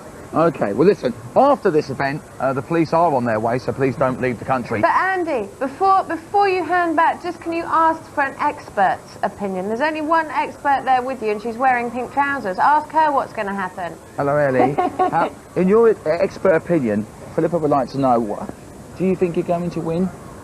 Yes. Are you going to return the sand to us afterwards? Yeah. You are? Maybe. Well, that's what our expert thinks, Philippa. Since when did Joe become a hairdresser? Thank you very much, Andy. Right now we go over to our commentator for this event, Barry Davis. In the heat, you may recall, Sprocket was involved in the longest contest, taking 15.22 seconds to pull over the very heavy Hellbound. In contrast, Big Bro dismissed the challenge of Mighty Mouse in 2.22 seconds.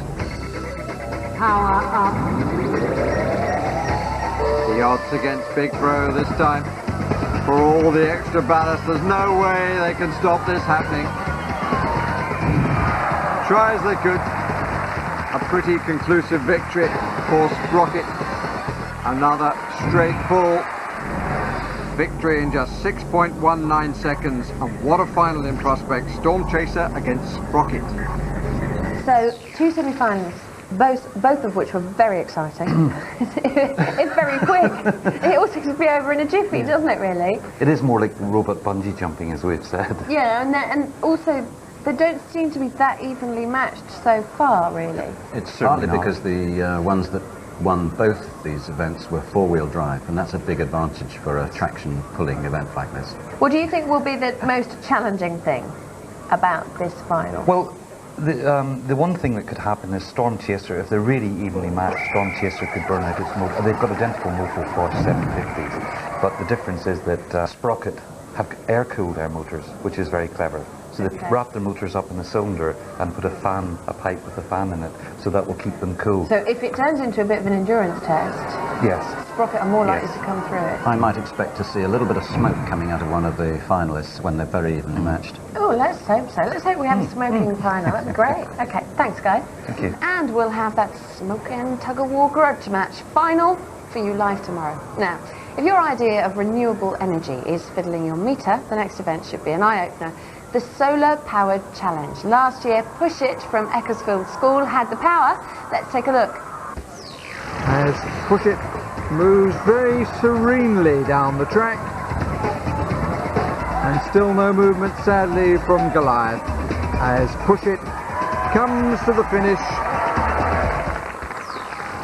Andy Collins had a look at the challenge facing this year's contestants.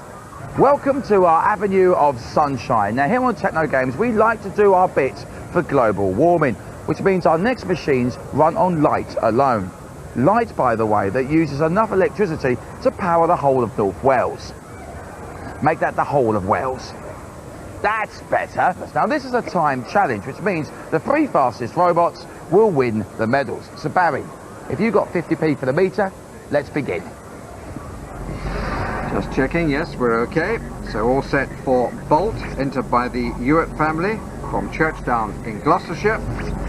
And one of the entries from Yarm School, they're in the swimming and the sprint as well. They're in Stockton on tees, and this is Apollo guys. My name's Roger. My 2 assistants are Gareth and Alex. We're from Yarm School. Our robot is Apollo Guys. It's powered by 10 watts of solar panel, drive the gearbox and the wheels, and propelling the robot forwards. Team, activate your machine. So who has the power? Well, they're both away from the start, but Apollo Guys picking up pace and going away from the Bolt.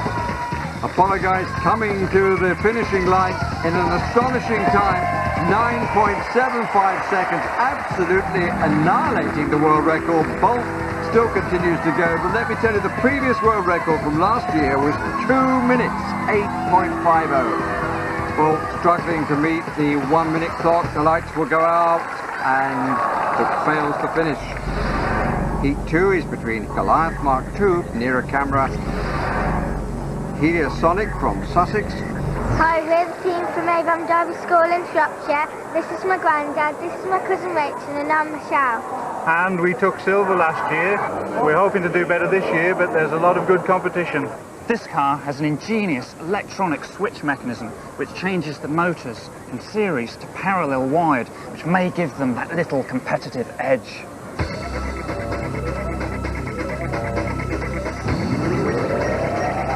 Chris and Carol Bean look down on Heliosonic, but it's the school entry that starts the quicker Goliath Mark II, but Heliosonic now getting into its stride and takes over in front.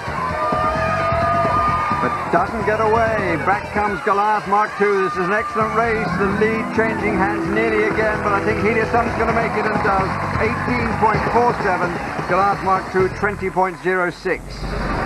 Queen Elizabeth High School from Gainsborough, Lincolnshire, into Lightspeed.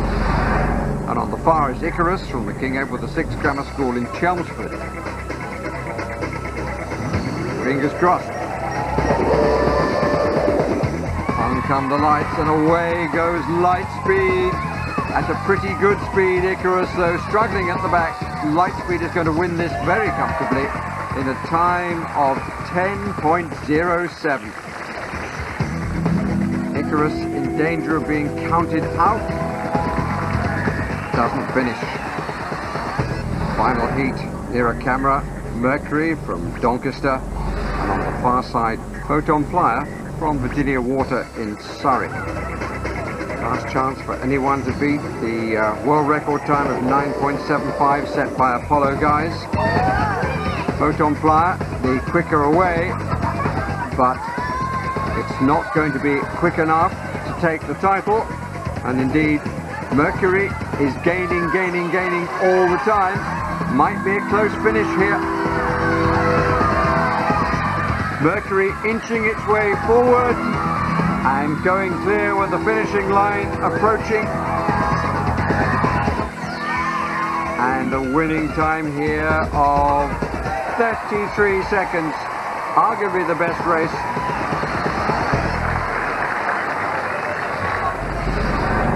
So the leaderboard confirms the medal contest. Apollo Guys, Lightspeed, Heliosonic.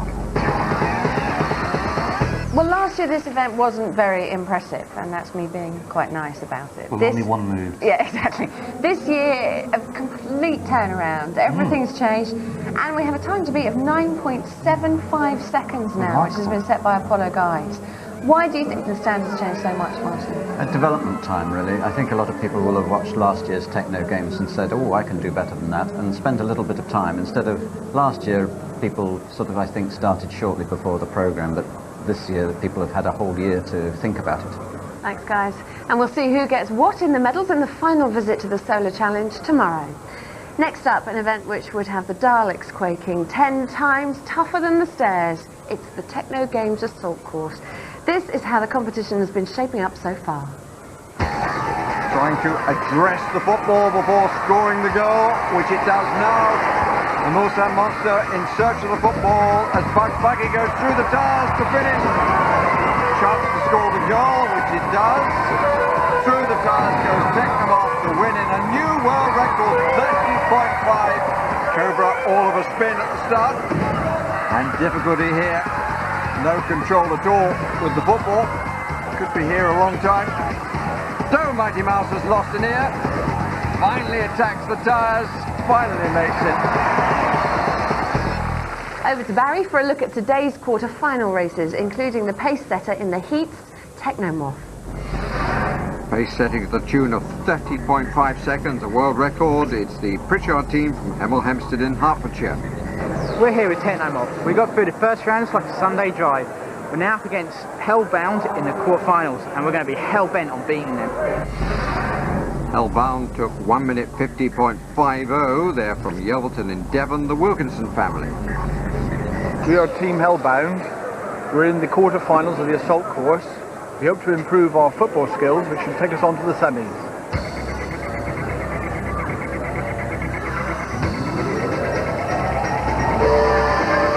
Hellbound on the left.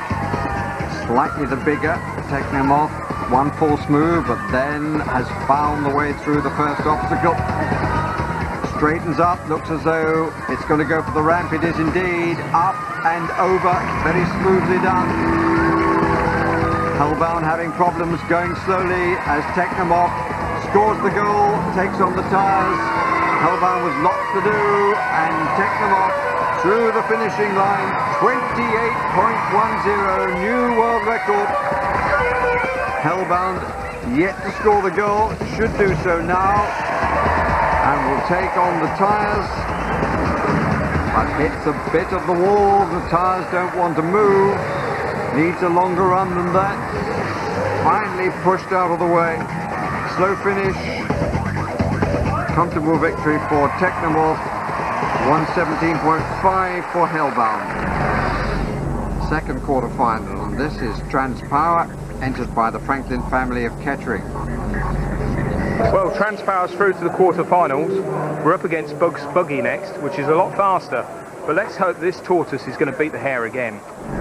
Bugs Buggy, entered by the Ledbetter family from Didcot in Oxfordshire. They won their heat in 38.59. Hi, we're Team Bugs Buggy. We're through to the quarter-finals. With a little improvement through our driving through the chicane, we hope to beat 101 and get into the semi-finals.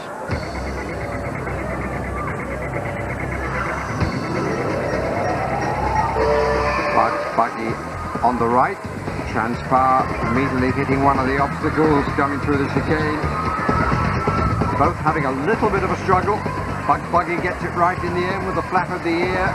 Is he going to go for the ramp? No. Going through the bricks and over the ramp goes Transpower and then turns when it didn't need to. Back again. And it's not.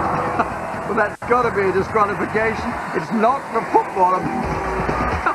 Bugs Buggy immediately taking revenge. They both hit each other's football and now they seem to be just having a go at each other. This is not a football match, chaps. This is supposed to be the assault course. You take my ball, I'll knock the goal away. And Bugs Buggy's done well here. Oh, then missed. So did Transpower. How long can this go on? Transpower doing a little spin, picks up a football. Nobody scored a goal yet. There's a lot of hard work going on out there. Bugs Buggy looking pretty cheesed off with the whole operation. Ball is now under the ramp. They're never going to get it out of there. Don't ask me whose ball it is. I've no idea. Bugs Buggy again. They're both scoring out of the ramp. No, hang on. Bugs Buggy's got his ball out. I think that... No, it's not the end of Transpower. It's prepared to knock everything out of the way. This is the contest of the entire championship. It's hilarious. many times. Bugs Buggy, oh, what a good turn. It's a goal at the other end. Father encouraging son. Anybody know what's going on? Bugs Buggy hits the wall, and Transpire has gone through the tyres and has finished. Bugs Buggy still trying to find the way through rubber. And there's a lot of it in its way. One more attempt. Oh, what hard work it is. Finally crosses the line, and the time is 2 minutes 14.34 seconds, and that's the winning time for Bugs Buggy, because Transpire has been disqualified for taking Bugs Buggy's ball away. And in the semi-final, it's Wolf against Big Bro, Technomoth against Bugs Buggy. Well, I think we were all expecting great things from Technomoth there, and that's what they did. It was fantastic, wasn't it? And again, they went over the ramp. But how could they do that? How are they managing that every time when they've got such low ground clearance? They've got this adaptable scoop at the front, which is a clever idea. It's optimised so that it can be low for the football event, so close to the ground. But for the going over the seesaw, where you need to be high ground clearance, it just rolls over. So it's on a sort of lever, on a spring. Great sound effects. I love it when they finish, they're tooting their horn. Now, do you think there was any planning or strategy involved in the next with the next quarterfinals Yes, that we saw between Transpire and Bugs Bunny? It was denied, but I think it was great. there was clear planning watching involved that. there. Do you know the story behind the bunny? The bunny is 14 years old and was destined to a life in the attic. Yes. The driver, Jordan, is only 13 years old. She's actually younger than the bunny. We are at quarter-final stage. Have you seen a definite winner yet, do you think? I wouldn't be surprised if Big Bro makes it through. With the fresh batteries, I would think so. I'm sure he'll be able to. He's sufficiently popular, there will be people volunteering to lend him batteries, I think. He's a nice man. Thank you very much. And we'll see which robot makes it to the finishing line in Friday's Assault Course final. If you've caught the robotics bug by now, check out the inner workings of 5 featured competitors at the Robot World website. But right now, more of a blur than an event, at least until we slow-mo it. It's the Rocket Cars semis and final. But first, let's take a look at how the contenders made it here. Don't blink, he says. And he's right. 31-13 the winner. And Lightstorm 2 from lane 2, a new world record. It's the Torpedo who lives up to its name. Barry saw all the action as it happened. In lane 1 is Lightstorm from Hornchurch in Essex, won the heat in 1.03 seconds. Team Heart have gone through a process of evolution, developing 4 cars. Silver medalists last year, but now they're back with this, Lightstorm 2. They've gone for miniaturisation. They're using a micro A-rated motor that weighs in only 14 grams. But the car only weighs 7 grams. Talk about power to weight ratio. If the ignition works, this thing's going to go like stink. Blink and you'll miss it. Alongside it is Turbo Flame from South Aberdeen, heat time 4.27.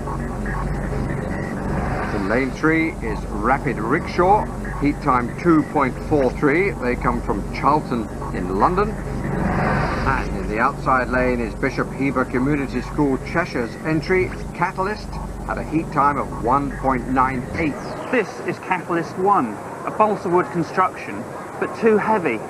Catalyst 2, again a balsa wood construction, but too light. This one at self-destruct halfway down the track. Catalyst 3, optimum construction, balsa wood with sheet steel from tin cans. If they can keep a straight line down the track, they're going to be a strong contender.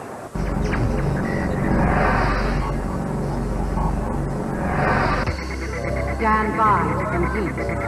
Lightstorm 2, Turbo Flame, Rapid Rickshaw, Catalyst. And it's Lightstorm 2 from lane 1 and Rapid Rickshaw from lane 3, the 2 qualifiers. The time 1.48 from Lightstorm. As Simon said, if you blinked, you missed it. Look at the gap with Rapid Rickshaw finishing second and then Turbo Flame third. On to the second semi-final. In lane 1, 13.13, heat time of 1.82. Hi, I'm Graham, this is my son James. This is our car 3113. Looks pretty fast, it's black and sleek. And if we get to the end of the run, what are we going to do? We're going to thrash them! In lane 2 is Mach 0.26. Their heat time 1.31. Hi, my name's Jez Barnett. This is my rocket car. It's Mach decimal 0.26, which is approximately 200 miles an hour. Doggy Fast Track is in lane 3. Heat time of 1.61. We're Team Doggy Fast Tracks. We're here competing at technogames. My name's Pete Waddington. I'm here with my wife Angela, my nephew Elliot. We hope we're going to do quite well. And in lane 4, the outsider in every sense, Torpedo, whose heat time was 3.19. We're Team Torpedo. Joe, Paul, Simon. We've come from Blagdon Primary School in North Somerset, and we've made Torpedo in an after-school technology club, and we're here to beat as many people as we can. 31:13.26, Doggy Fast Tracks, Torpedo. And from lane 3, it's Doggy Fast Tracks. And then Mach 0.26, the two qualifiers for the final. More even spread this time. Torpedo coming in last of the 4. Winning time is 1.98. So to the final with Doggy Fast Tracks drawn in lane 1. Best time of 1.61 seconds. In lane 2, the fastest in the field, 1.03, the best time of Lightstorm 2. In lane 3, Mach 0.26, a runner-up in the semi-final, best time of 1.31 seconds. And in the outside lane, Rapid Rickshaw, his best time is 2.43, second semi-final runner-up. Power up. And it's Lightstorm, but only just from Mach 0.26. The best race was in the final. The winning time 1.924. It was very, very close. Victory to the favourites, Lightstorm 2, by 0.03 of a second from Mach 0.26, with Doggy Fast Tracks taking the bronze. So Laurie, Peter and Robert, congratulations and welcome. You are new world record holders. How does that feel? Absolutely brilliant. Yeah. Good, I'm glad you're pleased. Because you took only 4 hours to build your award-winning robot, but 3 months to design it. How come it took so long, Laurie? Well, we went through a series of stages with the rocket design, from last year's silver medal car through to lightweight designs, more and more lightweight all the time.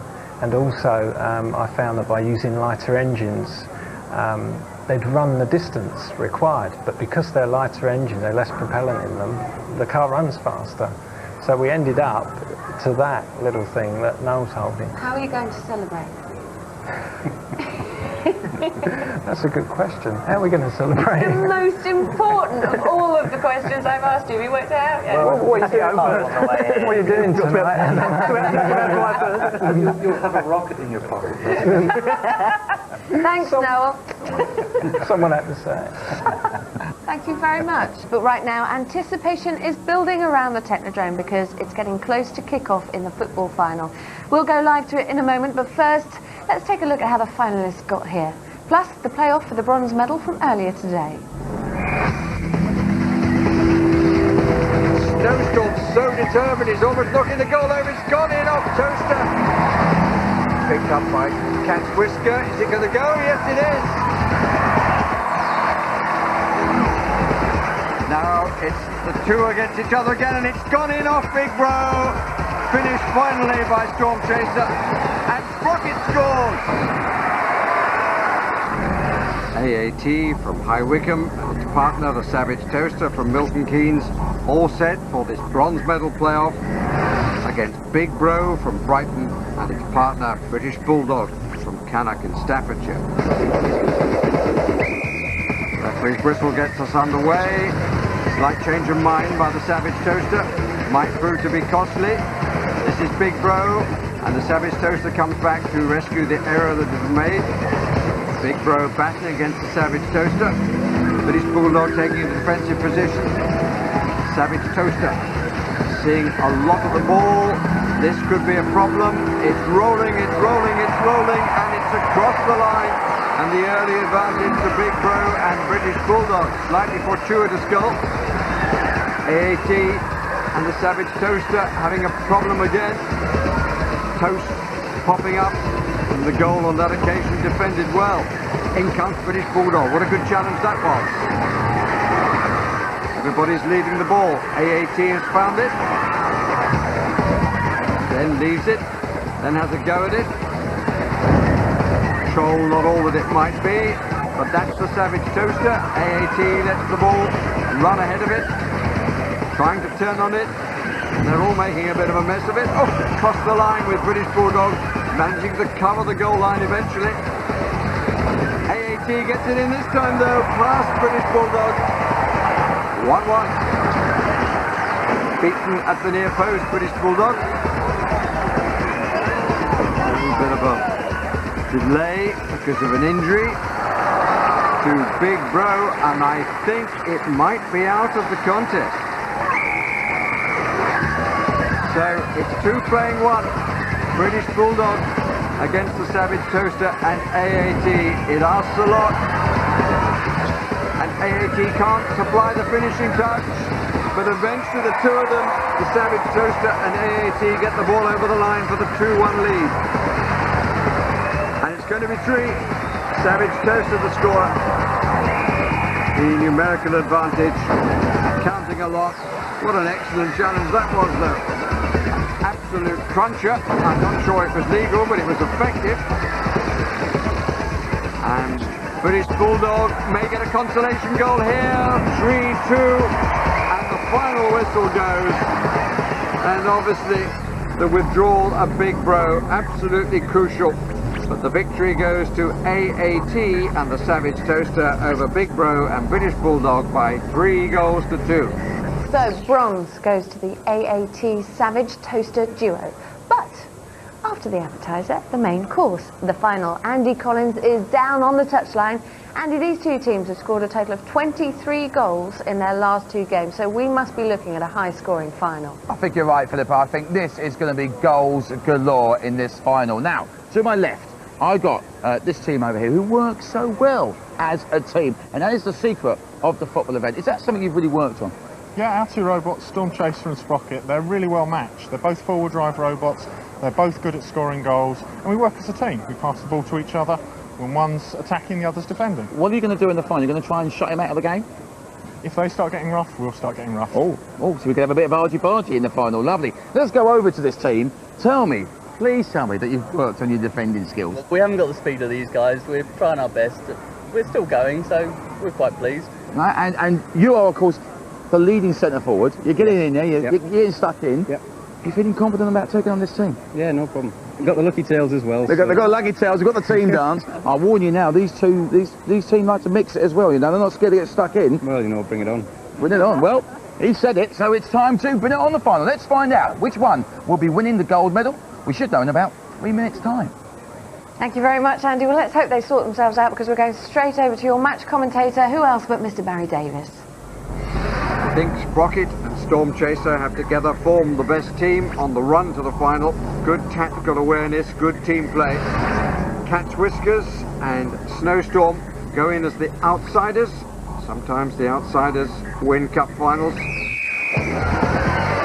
And sometimes too, when there are lots of goals scored on the way, the final becomes very defensive. But surely with Storm Chaser around, that won't be the case. And Storm Chaser scores the opening goal in a matter of seconds, showing the determination which has been a feature of his team's play all the way through. Sprocket and Storm Chaser together again. Storm Chaser's going to make it 2. And Snowstorm in need of attention. And having to be carried off, leaving the Cat's Whiskers all on its own against the storming Storm Chaser and Sprocket, and Storm Chaser promptly makes it 3-0.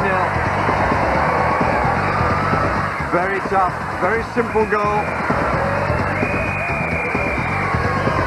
And this is Sprocket. The Cat's Whisker showing determination. And Sprocket turning on the Cat's Whisker.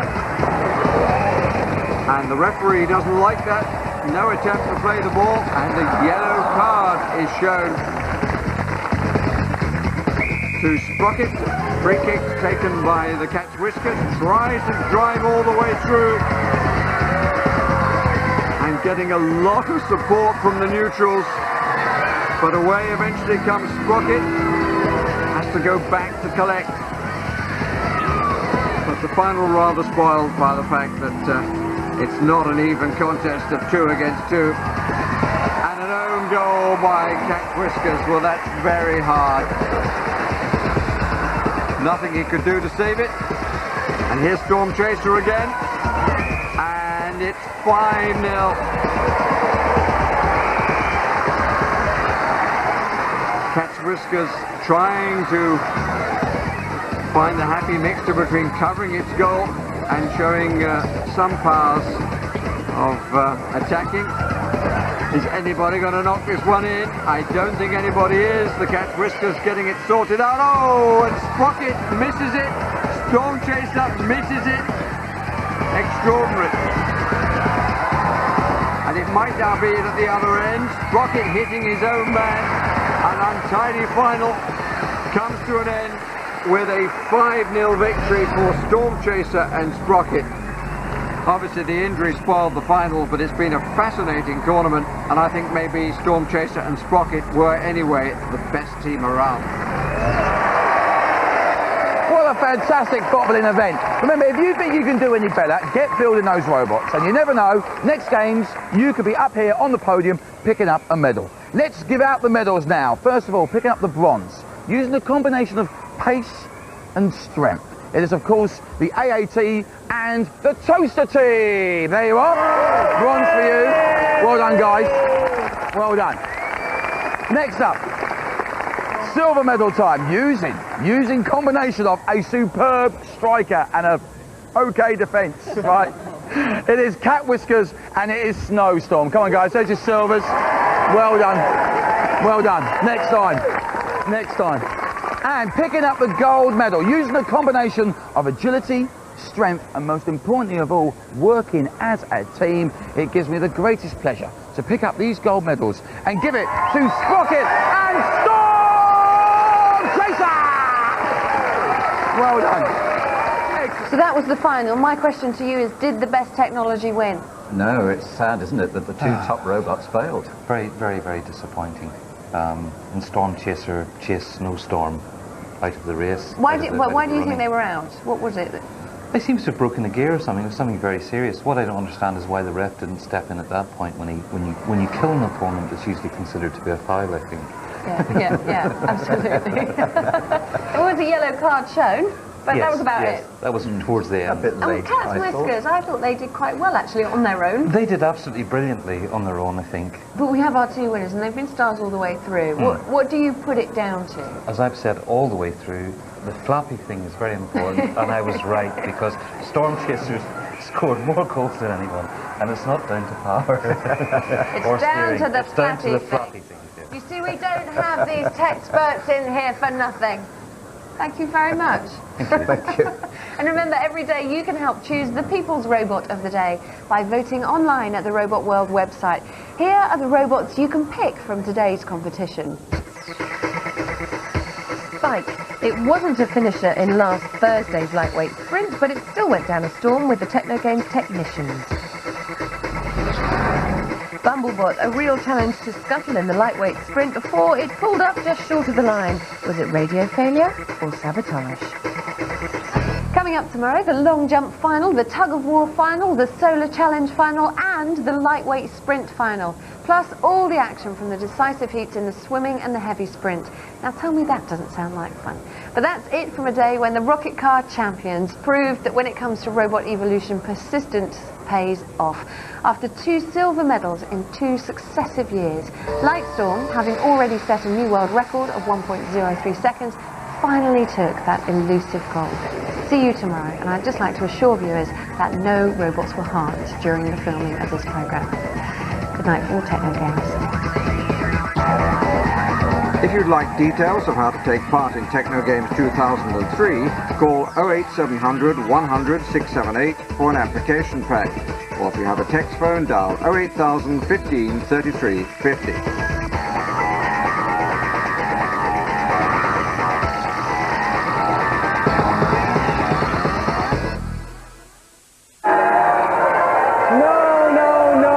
Day on Technogames, and it's time to find out who's going for gold and who's going for scrap. The biggest and the best in cybersports are revving up and getting ready for action. Getting ready for the biggest robot tournament in the world. From the Technodrome at Shepperton Studios, we bring you Technogames 2002. Welcome to the climactic day of the games. The medals are ready, but are the competitors? Tonight, after a fortnight of red-hot robot competition, we'll be crowning the last of the cyber champions in the swimming, the assault course and the heavyweight sprint, and presenting the special award for innovation. Here's the full menu of what's coming up tonight.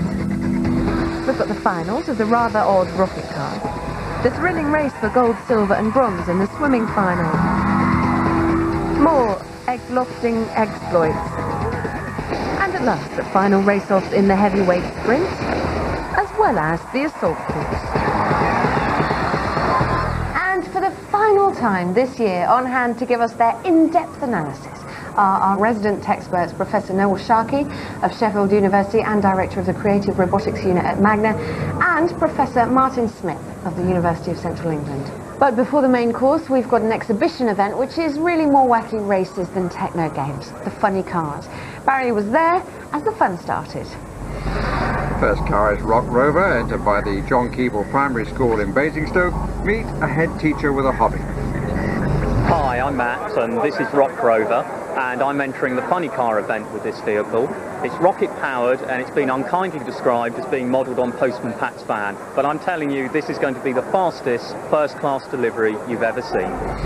Next comes Lightstorm Vampire from Hornchurch in Essex, entered by 2 civil servants and a student. Hi, this is Team Hart, this is Peter the Captain, I'm Laurie the car designer and concept man Rob, and this is our funny car entry.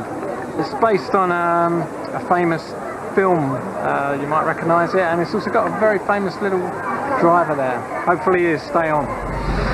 Next comes Flintstone, Yabba Dabba Doo, from a graphics designer and a retired professional model maker. Good afternoon, this is Fred Flyers, Ian and Gary Dowsett, and we're here for Technogames Funny Car rocket event, and we're here to rock and roll to gold. Last in the heat are 3 men in a car from Felixstowe in Suffolk. The car is called Buggit. The team leader is a cargo planner. We're Team Buggit. This is Mike, this is Rob, and I'm Brian, and this is our rocket car. It's based around an old radio-controlled buggy chassis with a McLaren F1 shell.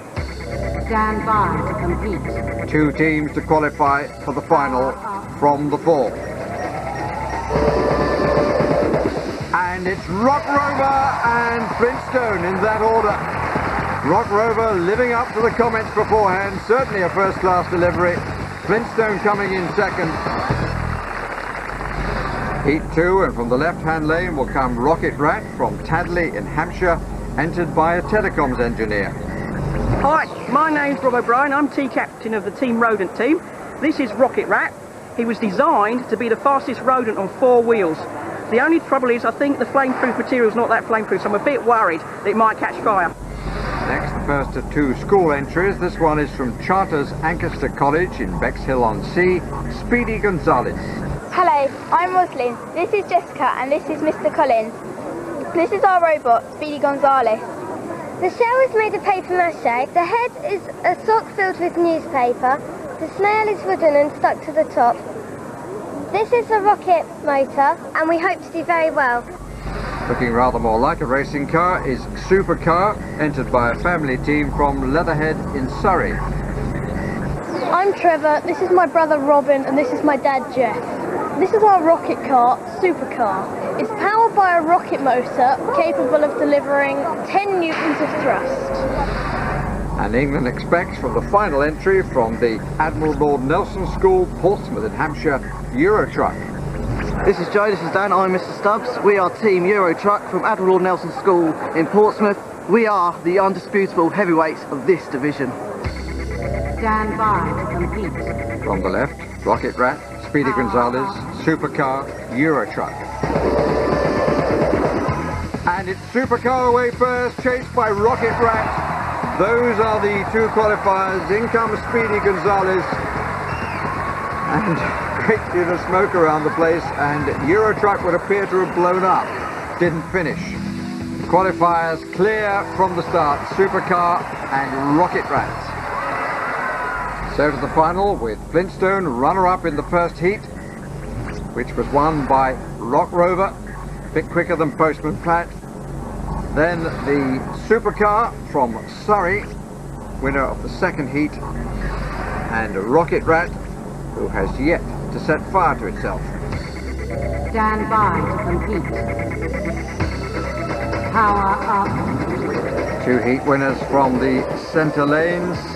And away goes Rock Rover and Flintstone. It was very tight between those two. But Rock Rover got it with Flintstone in second place and Rocket Rat third. Times got quicker from the heats to the final. Gold medal to Rock Rover. 1.55 seconds success for the primary school head teacher Matt O'Brien. What a fantastic funny car final. Let us have a brief word with our medalists. First of all, Rocket Rat. I see you talking to the beast. Yeah, he deserves winning. Happy with bronze or disappointed you didn't get a brighter colour? No, I'm just happy he didn't catch fire. That's very true. That's very true indeed. Well, look, let me lean over. There's the bronze medal. There you are, sir. Congratulations. Thank you very much. Big round of applause, please, for the Rocket Rats. Let's go over here to the Flintstone team. Now, Ian, very, very, very close indeed. You made a scream up on the inside. Yeah, we tried it. We were going for gold. It was tough to get here, wasn't it, really? Very tough. Let me go reach over. Thank you, Steve. These are the silver medals. Well done for you, sir. Big round of applause, please, for the Flintstone team. And finally, Rocket Rover. Worried at any time when you saw the Flintstone bearing down on you? Oh, I was very worried. It came down to the start as well, because you made a blistering start, didn't you? It was a good start, and then he sort of seemed to slow up a little bit. Sort of a bit of weaving around the track, which had me worried. Let me lead you over. Here is the gold medal for you, sir. Congratulations, Rocket Rover, and a big congratulations to all our teams. Well done, guys. Well done. So we've seen the funny cars. Yes. What's funny about them? You have to ask. What was really extraordinary, I thought, was that all three medal winners in those funny cars went faster than the gold medal winner in the final of the professional rocket cars. Yes. And what I thought was quite interesting as well is that there's me knowing nothing about aerodynamics, and I'm looking at Rock Rover and thinking, well, that's never going to win. How is that ever going to win? And it's so it was boxy, wasn't it? It was boxy. Ahead of the rest. It's better aerodynamics than the Rat, with all that fur. This is true. You know, the Rat cost £10, £8 of which was fur. And it still got a bronze. It got a bronze. Well, I mean, the Flintstone one. He was quite swift. They were brilliant. I mean, the extraordinary thing was how much they increased their speed from the first to the second half. What do you put it down to? What's the thing you've really got to focus on when you're making something quick? It's still the weight. If you look at the really fast one, that was the lightest one, and that goes all the way through, and the slowest one is the heaviest one. Thanks, guys. Now, the moment we've all been waiting for. We are about to go live to the pool, where we'll discover the champion of the most competitive event of the Games, the swimming. But first, let's see how the finalists got here. And Brutosaurus is going to win if it can just turn it down a bit to the left, and it does. And it beats it comprehensively. Victory for Marlin. Doggy Paddle Deluxe, 15.56, the winning time. And it's going to be Robo Duck, by just about a duck. So let's go live to the poolside now with Andy. So no cocktail in your hand, just a fistful of medals to give away. Aye, that's right, Philippa. I have the medals here, you know, bronze, silver and gold. I've got to be honest with you, I think the gold medal is going to be going to the Marlin team because they are very fast indeed. The real battle is going to be for silver. I don't know who's going to get this, to be honest with you. All the other teams are fairly pumped up, they're fairly confident. They're ready to rumble, so let's get it underway. But are they tense? Are they tense? We've been building up to this all week. I really want to know how they feel. Well, let's be like this. Doggy Paddle, they haven't smiled since they've arrived. Brutosaurus, well, they can't believe they're actually in the final.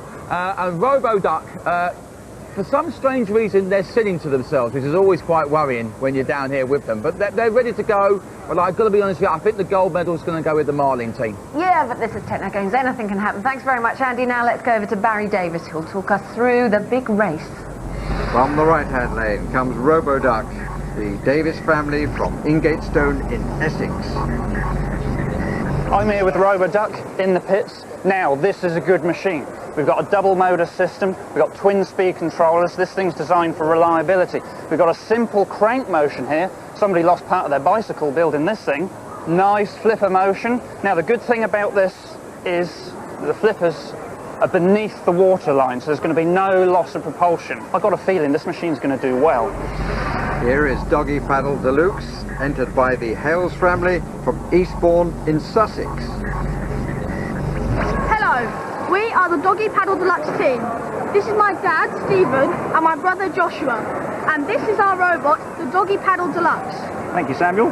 This robot is based around a radio-controlled car chassis, much shortened, to operate a couple of paddles through some cranks, and it seems to operate reasonably well. We're quite happy with it.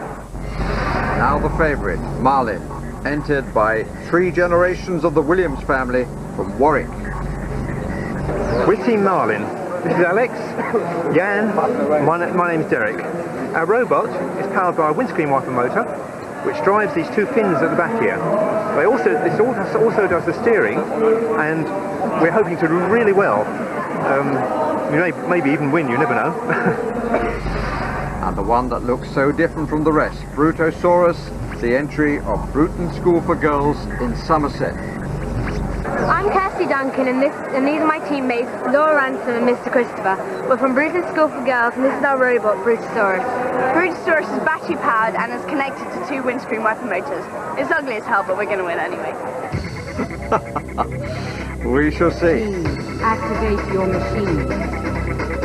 Power up. Boys for the swimming final.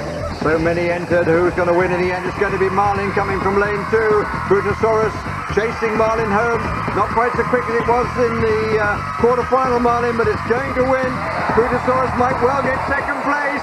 It does get second place. Doggy Paddle Deluxe third and Roboduck fourth. Well, Brutosaurus went better then than at any stage and wants to go on and on. They can't quite believe it, the girls. They looked at Andy when he said that they had no chance, or words to that effect. But he was right, Andy. Marlin, the winner. Brutosaurus in second place. Doggy Paddle Deluxe getting the better of Roboduck for the bronze. So the expected victory for Marlin, 11.19.06 outside its own world record. Well done to Brutosaurus. Wow, what a final. First of all, straight over here to the Doggy Paddle team. Happy with bronze? Fantastic. Yeah, we were thrilled to qualify. To get a medal is absolutely brilliant. All those hours of hard work. Yeah, playing around in the bath, it was all worth it. Well, listen, Steve's here, which means it's time for the medals. So let me lean over here and grab the Technogames bronze medals. Let me give them to you, my lord. Well done, mate. Look after them. And a big round of applause, please, for the Doggy Paddle team. Well done. Well done. Let us now go over here to the ladies. Ladies, let me just get in it. Excited, ladies? Yes. I have to say, monstrous start all the way to the end. No, then at the end you turn off your machines. You carried on. You carried on. You wanted to... you were taking on the dog. You were taking them all. Now, last year, you got the bronze, didn't you? You've done one better this year, girls. Okay, so let me lean over. Here we are. Here are the Technogames silver medals. Ladies, wear them with pride. Make some noise, everybody, please, for the silver medalists. And let us now go over here to this team. Hello, team. Derek and Alex. And hello, mate. An outstanding machine. Oh, yeah. Let's be honest, it's been in the bag since day one, hasn't it, really? Well, we didn't know that. You know, we didn't know how fast the others were going to go, but... I mean, your time there was fast. You didn't break your world record, though. So no, you did well, we had to steer off to one side to miss one of the other ones, so it was made it a bit slower, yeah. You just shot off at the start. No one was really going to get near you, were they? Well, listen, lads, congratulations. Here are the Technogame gold medals. I think you're going to win a few more of these. I see a masterful team forming here. Come on, people, make some noise once again for our gold medalists, the Marlin team! Well done, guys. You predicted it, and you predicted Marlin was going to win. How about the second and third place, though? Well, Brutosaurus, I mean, cut nearly 5 seconds off the time from the first one, and went straight, and his body didn't fall off. So and then went absolutely mad. Yes, it tried did. to climb out of the pool at the end. It was too excited. It was very exciting. And Doggy Paddle Deluxe. They're a bit faster than they were, and the fastest to both using windscreen wiper motors. So Well, they never work on the car, do they? No, of course not. No, that's so again, medal winners that deserved it. Well, definitely, yes. Okay. Consistently. Thanks, guys. But next up, Technogames goes space age. Up to a point, the next event is rocket powered, but inside that payload, it's not satellites, but eggs. Yep, it's the Rocket Egg Loft and a new exhibition event, the Odd Rocks. Rockets built by people who say bar humbug to aerodynamics and stick novelty items all over their projectiles. Andy Collins was with the Rocket Men earlier. Yes, it's the egg lofting. Now this is a tough competition. What our teams have to do is take an egg and a rocket and launch it as high as they can into the sky. Then land without breaking the egg, and if they hit our target zone, they'll be worshipped like gods. But before we do all that, time for something a bit odd. We're Time Team. This is our rocket TARDIS, and we're going for duration in years, not minutes. And Doctor Who looks to be in a bit of trouble. Whoops. This is RT Detour, the detour, because we're not quite certain where it's going to go. Well, it's gone pretty well and is up there for quite a long time. Out comes the parachute. Certainly got good height and was in the air for 21 seconds. This is Brickbat, and it's called Brickbat because it looks like a brick. And this is our secret weapon, and we're hoping that Philippa's going to help blow the competition away. So off you go, Philippa. Make sure that you don't land face down, otherwise somebody else will say goodnight this evening. She survived. Hi, this is our entry into Technogames this year. It's Harry 1. It's based on Harry the Hornet, the Watford Football Club mascot. It's never ever been tested before, so we're just hoping that it has a smooth flight off the launch pad. Are you watching Gianluca Vialli? Well, you won't have liked what you saw.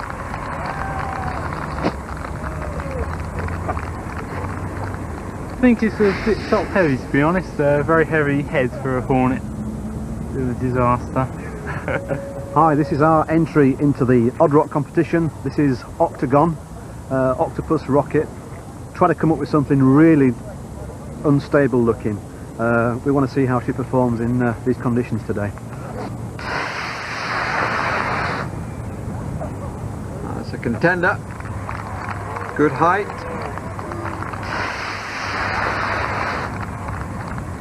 And floating down and in flight for 12 seconds. This is John Jackham's Jumbo, which I'll be flying today. It's a rocket basically based around a balloon with paper mache on it and stabilising fins, which are the legs and the arms.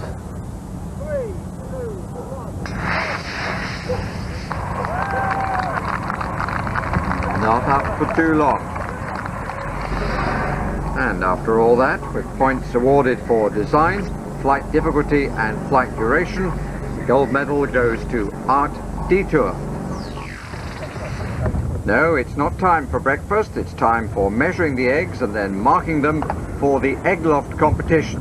After that, to pack them carefully so that when they come back down to earth, they won't be broken. First to go are three friends from Hornchurch in Essex. We're Team Heart. I'm Peter, this is Rob, this is Laurie. This is our Rocket Heart Express. It's only flown once on testing, it's done well. But in this wind, they might hatch before it lands.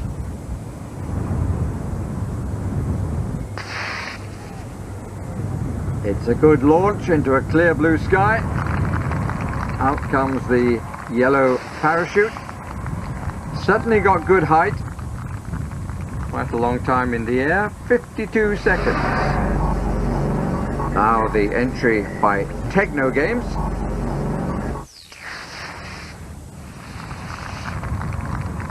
good height again. This is another team from Essex. Just to find that the parachute appears a little later, so they're on their way down, and I make that 46 seconds. Now again from Essex come three ladies from a charity group. Hi, we're from South Essex Rape and Incest Crisis Centre. I'm Renee. I'm Maureen. And I'm Sam. Our rocket's called Venus Voyager because women are from Venus and we're on a voyage. Men are from Mars, and that isn't going to trouble any planet. They'll be disqualified because the parachute didn't open. Yeah, I'm very happy with that. It's in one piece. First check of the eggs, John Jacob, who went second, is happy, so is Peter Barrett, and the girls are okay too, but they're out of it anyway. Now an entry from the West Midlands from the Luckett family. We're Team Trust. I'm Paul. I'm Colin. And I'm Richard. This is our Rocket Express, which is powered by a D-type engine. Away it goes, but not as high as the two leaders. So obviously not as long in the air. 15 seconds. Now from success in the funny cars to egg lofting for Matt O'Brien. I'll tell you what, Matt, this wind is playing havoc with my hair. Now get technical with me. What makes a good rocket launch? Well, quite a few techniques you can use to get a good rocket launch. We've got a nice aerodynamic model here, so it will slip through the air nicely. Quite small fins, aerodynamically sectioned again, so it's very streamlined. It's quite a powerful motor in there as well, because with the egg, it's the egg in the top section there, it's quite heavy. Right. And above all, you need a lot of luck. Oh, he's got tremendous height. It's an excellent launch, still climbing. Off with considerable power, absolutely vertical, into quite a swirling wind, and it's in the air and will come down, they know not where. So we can go on with Matt's brother Rob. Hi, my name's Rob O'Brien from Team Egg White. This is my rocket, Egg White. Now the good thing about this rocket is the egg is packed in toilet roll, which should give it a better clean sweep coming down. We shall see. Nothing like his brother's height, and it's coming down pretty quickly. Look how the wind's taking it. A few wispy clouds now.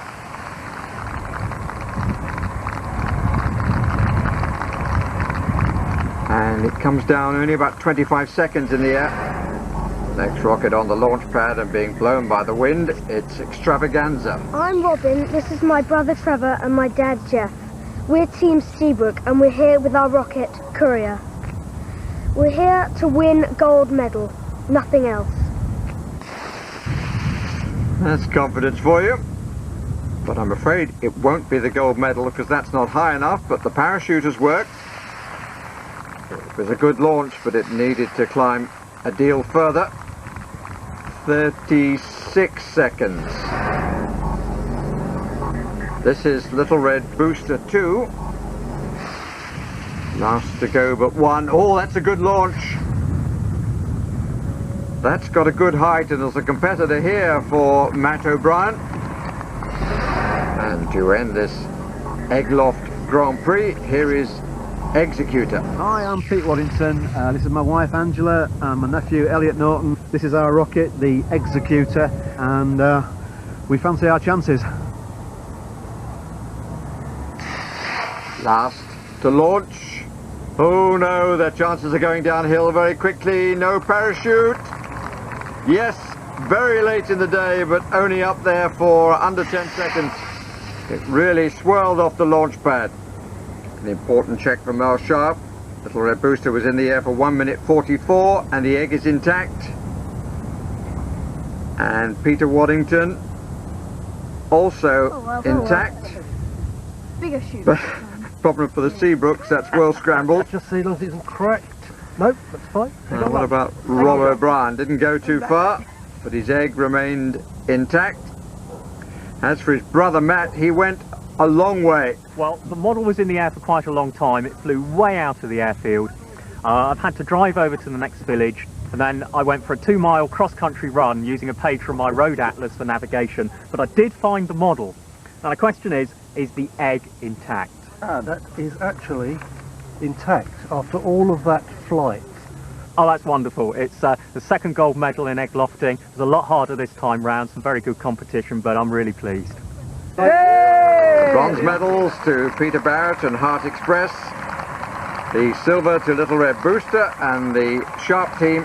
And the title defended by Matt O'Brien. Next up, another dramatic finale, a gas-guzzling ground war between the best of the heavyweight sprinters. But first, let's see how they got here. Ulysses has the advantage, but continues to go off to the left. Clodhopper, 8 metres to go as Ulysses crosses the line. Obvious Irish delight. Black Widow trying to increase the pace, but slipping rather as Scuttleby Squared crosses the line in the new world record, 13.06. So to find out whether the heavyweight sprint champions achieved total domination of the running track or last year's champions held on to their crown, let's go over to Barry Davis, who watched the race earlier. This is the challenger, Scuttleby Squared, who's broken the world record twice on the way to this final, and of course it could be a Scuttle sprint double here. This is Scuttle, weighs in at 2.5 kilos. It's got a gear-driven processive leg movement with the legs 90 degrees out of phase. This is Scuttleby Squared. It weighs 40 times as much. It's got a 3-metre length of chain running on a sprocket system, legs 180 degrees out of phase, and it moves so quick, the legs are a blur. Just take a look at this. Isn't that phenomenal? There's a very different style from the defending champion from Dublin. Best time is nearly 43 seconds. This is Ulysses, and he's huge. Looks complicated? No, incredibly simple. Basically, he's a set of 8 walking ship's anchors. Leg motion derived from a crankshaft motion with a top linkage tied to these sliders. There's no steering on this machine. You just point him in a straight line, fire this baby up, and hope. Stand by to compete. So the final of the heavyweight sprint. Will it be the double for Ulysses or the double for the Franklin family? And Scuttleby Squared moving off, not quite as quick as Scuttle, but moving off well in the heavyweight division. Ulysses has lost the shoe, and Scuttleby Squared comes home to win, and he's done it again. Another world record, 11.6. And Ulysses has done it again too, lost the 9. Trying to speed up, to go down fighting, having lost the title, but it's really hard work. Is it going to make it to the finish? No, I don't think it is. That's a pity. The victory 12 by Scuttleby Squared, and Peter Redmond congratulating Mike Franklin. How well Scuttleby Squared has done. The world record coming down from 15.19 set in Heat 1 to 11.6 in the final. The silver to Ulysses, the bronze to Clodhopper. Well, the heavyweight division certainly lived up to expectations. We had smashes, bashes, but thankfully no explosions. Time to present the medals. First of all, we'll get the bronze medals, and they will go to Clodhopper. There you are, guys. Those are the bronze medals for you. Well done. Silver medals. I present these to Ulysses. There you are, guys. There's the silver medals. No, there's no check. No check. No. Guaranteed there's no check. And the gold medal. These guys are the world record holders in the lightweight and heavyweight divisions. They are also gold medalists in the lightweight and heavyweight division. All I can say, Scuttle, is congratulations, and I salute you. Well done.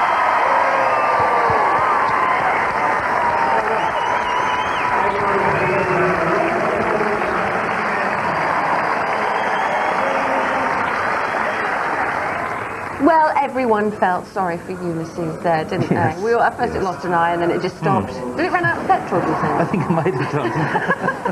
Okay, so that's the technical reason behind that stopping. But because we're all feeling sorry for Ulysses, you kind of forget the huge achievement by the Scuttle team. Tell us the history. Well, way back, about 2 years ago, Scuttle came into the games with a very fast little machine. And away they go. But it was so fast that it actually fell apart, and cluttered, all the legs fell off in pieces, and he turned it over and ran it from its gears, but we had to disqualify it. Oh. But he's obviously learnt an awful lot from building robots. and he takes a very scientific approach. He's very methodical, and he produces some beautiful pieces of engineering. But these machines now have come on such a long way. It's a great credit to him. So is there a lesson to be learned there? Stick with it and take a scientific approach. Thanks, guys. Right now, 2 robots are about to fight it out to be the first assault course champion of Technogames and claim the very last gold available. In a few moments, we'll be going live to see whether it's Wolf, humiliated in the football last week, or Bugs Buggy, who've come through by hook and by crook, beating the record holder Technomoth, who take that gold.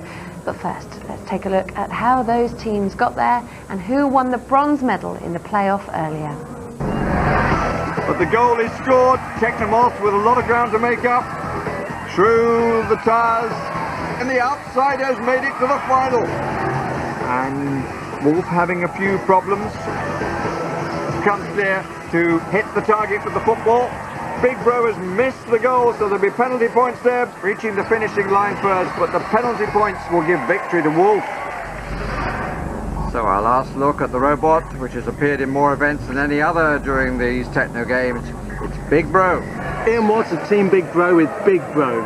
He's really light at the moment. We've taken all the bits and pieces out of the inside. We've got the speed and manoeuvrability to win this assault. Final competition to come for bronze medal against Technomoth, who expected to be going for gold in this assault competition. Hi, this is Team Ale, Anne, Liz and Edward. We're here with Technomoth. This moth is going to fly and no one's going to stop Technomoth. Team, stand by to compete. In the semi-final, Technomoth got it wrong at the ramp. What this time? Big Bro off slightly the quicker. Through the first. Side by side. Just that slight advantage is going to count for a lot. Same thing has happened again. Will he go into reverse this time? Big Bro is coming through the bricks. While Technomoth tries to get into reverse and has got stuck. Big Bro just has to keep his head. Now to score a goal. And he does. Through the tyres, there's no danger. Technomoth is stuck. Big Bro takes the bronze. Delight for Ian Watts and disappointment for the Pritchard family. Not the fastest time, 36.72, but the Watts family and Big Bro made sure for the consolation bronze medal. Top stuff. Now we can go live to Andy, who's down on the assault course track with the finalists. So Andy, can the bunny make it? Well, this is the thing, Philippa. I've got to be honest with you. The crowd seem to be siding with Bugs Buggy. Wolfie, you are the fastest of the two, but the crowd don't seem to like you. Does that bother you? No, what should we bother about the crowd? It's all about us and the robots. Do you think it's because they're better drivers than you that the crowd have sided, or is it because they've got a big fluffy thing with big ears at the front? It's got to be that bunny. You know, who can shear marble at my machine? Well, I personally will not side with the crowd. I think you've got the gold medal, your name is written on it, and I think you're going to get it. But let's go over to the Bugs Buggy crew, because the crowd like you, you're driving really well, but you still are having slight problems, aren't you, with that football? Yeah. You just can't seem to put it in the back of the net, Andy. What's the problem, mate? Well, we get lined up, but sometimes we just hit it wrong and it goes wide. It just goes wide. And you've got an amazing turn of speed. You're whizzing through the maze every time. You've been a little bit lucky. Do you think your luck will hold and gold medals coming your way? I hope so, I really do. I think if we do well through the chicanes, I think we're going to get it. Well, listen, remember, you should have asked Philippa about the football. Oh, she's a big football fan. Oh, she'll give you loads of tips, honestly, Anne. So there we are, Philippa. This is a sum up. Basically, both our robots are aerodynamic and a little bit racy, just like yourself. Andy, watch out for those big ears. They'll get you into trouble one day. Let's go over to Barry Davis to talk us through the robot's gold run. We're looking at Bugs Buggy. Did he think he would be in the last final of the Techno Games of year 2002? Well, he is, and in with a very good chance. Wolf will start as the favourite, but if you look at the times from the two semi-finals, there really wasn't much in it. These are our two finalists, Wolf and Bugs Buggy. There's a gold medalist here and a silver medalist. But which is which? It's going to come down to driver ability and reliability. If I had to put my money on one, I'll go with these guys. Team, stand by to compete. Power up. And away we go on the last final Bugs buggy, off with a start and then wondering where it's going, maybe wondering what it's doing here, but it's here and it's doing well. They're both struggling to get through the first test, and it's Bugs buggy in fits and starts. Where is Wolf going? The buggy doesn't care. Pushing the bricks out of the way, neither using the ramp. The Wolf closing up a little bit. Bugs buggy comes across, and Wolf can't get to its football. Bugs buggy scores and is going to take the title through the tyres and over the finishing line. The outsider has caused a surprise again. Wolf not finding quite the form of earlier, has to settle for silver. There were ups and downs for Bugs buggy, and here it was rather difficult for Wolf, but nothing illegal by Bugs buggy. And then it was the shoot for home through the rubber. 42.85 the winning time. And what delight for the Ledbetter family. Bugs buggy the gold in 42.85, Wolf the silver in 49.19, and interesting, Big Bro the bronze in the fastest time, 36.72. It's a new event for the games, but I can see this becoming a firm favourite for all you techies out there. Time to give out the medals. Thank you, Steve. First of all, picking up bronze, please make some noise for Big Brother. Well done, Ian. Well done, mate. Well done indeed. Picking up the silver, it's Wolfie in the game. There you are, lads. There you are. Silver for you. And picking up the gold. He's 13 years old, but he drove it like a seasoned professional. He came here, he saw, and he conquered. It gives me the greatest pleasure in the world to pick up the gold medals and give them to you, the Bugs buggy team. Well done, lads. Well done indeed. The ears got there. Oh, sorry you were wrong, Martin. Again, I'm used to it. Jubilation in here. We were really enjoying that, weren't we? That was brilliant. That was brilliant. Now, for me, the longer that lasted, the better, because it was such good fun. Yes, it was. But it did last, actually, a longer time than the bronze. Because Big Bro in the bronze playoff got 36.72. Yes. Okay? Yes. A time of which was faster than both the gold and silver medal winners, it turns out. That's a strange irony at work there. Yes, it's unfortunate, isn't it? Yeah, he still only gets bronze, though, sadly. What went wrong for Wolf? Because I think, was that, I don't know if I'm right, was that his slowest time yet? It certainly felt like it. I think it's definitely. It's largely a question of who gets onto the centre line between the goals first, because the first person on that centre line, lined up for the ball, can then fire into the goal, and the other robot has to wait, because that other robot has to be on the centre line in order to fire. Bugs was destined to win, that's what it was. 14-year-old bunny who's been saved from the attic and is now destined for a life of stardom. And a 13-year-old driver wins. Exactly. Yes, great. So thanks very much, guys. Thank you. After 2 weeks of hectic action with more than 20 new world records set and 66 Technogames medalists crowned and not a single drug scandal in sight, the games are coming to a close. But we've still got that Nesta prize for the most innovative robot of the games to award. And while we go down to the floor to see it announced, let's take a look at some of the highlights of this year's games. We're gonna freshen!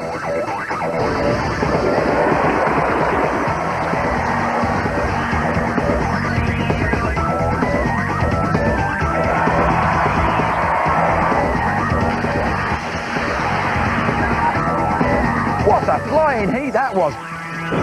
We started off little, now we're thinking big. Let's boot it!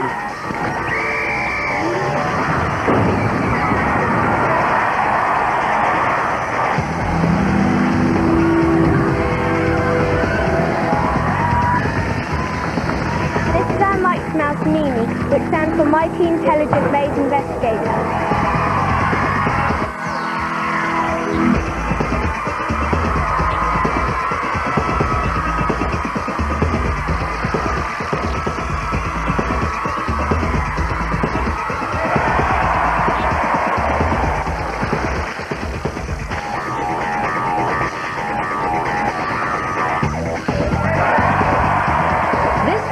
I like.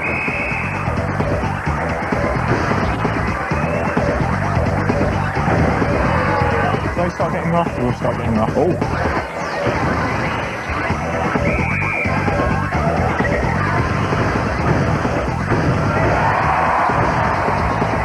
Storm Chasers scored more goals than anyone, and it's not down to power. It's down to the flappy things.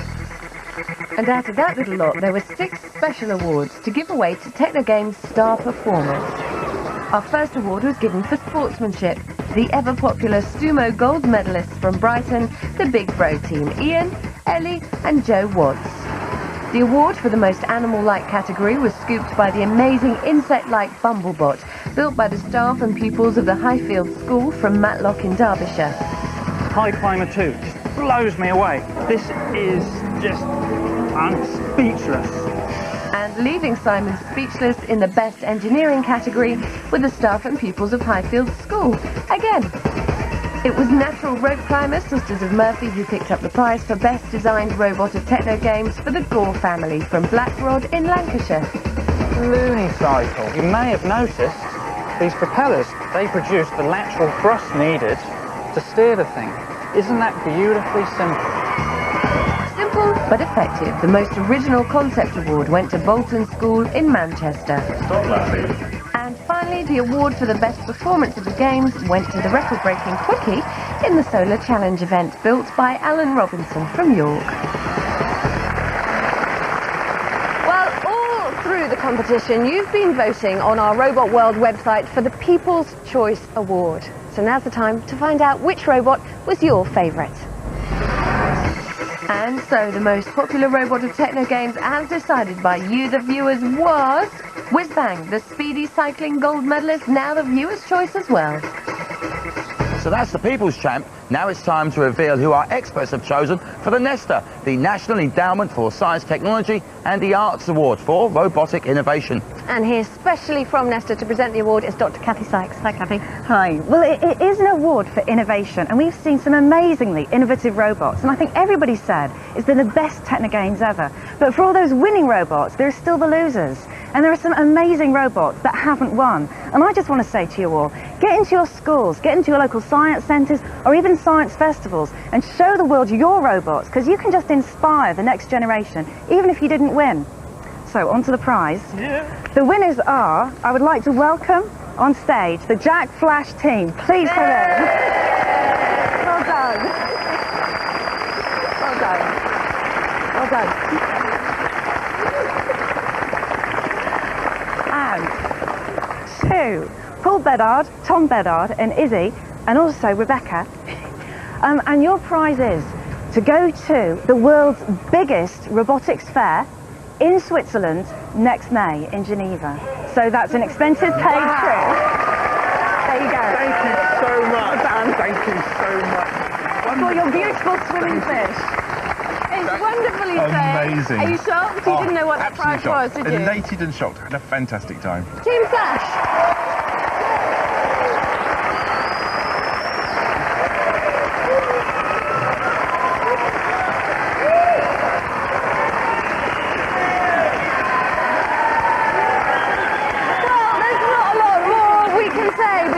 Time to say goodbye from the best Technogames ever. We have had records broken in every single event, so you must be inspired. I'm very inspired. I've seen tears, I've seen happiness, it's been great. And if you don't get out there and get building some robots, I will be very disappointed. You better build the robots, because the robots are coming. And let's face it, if you can't beat them, you might as well build them. Good night.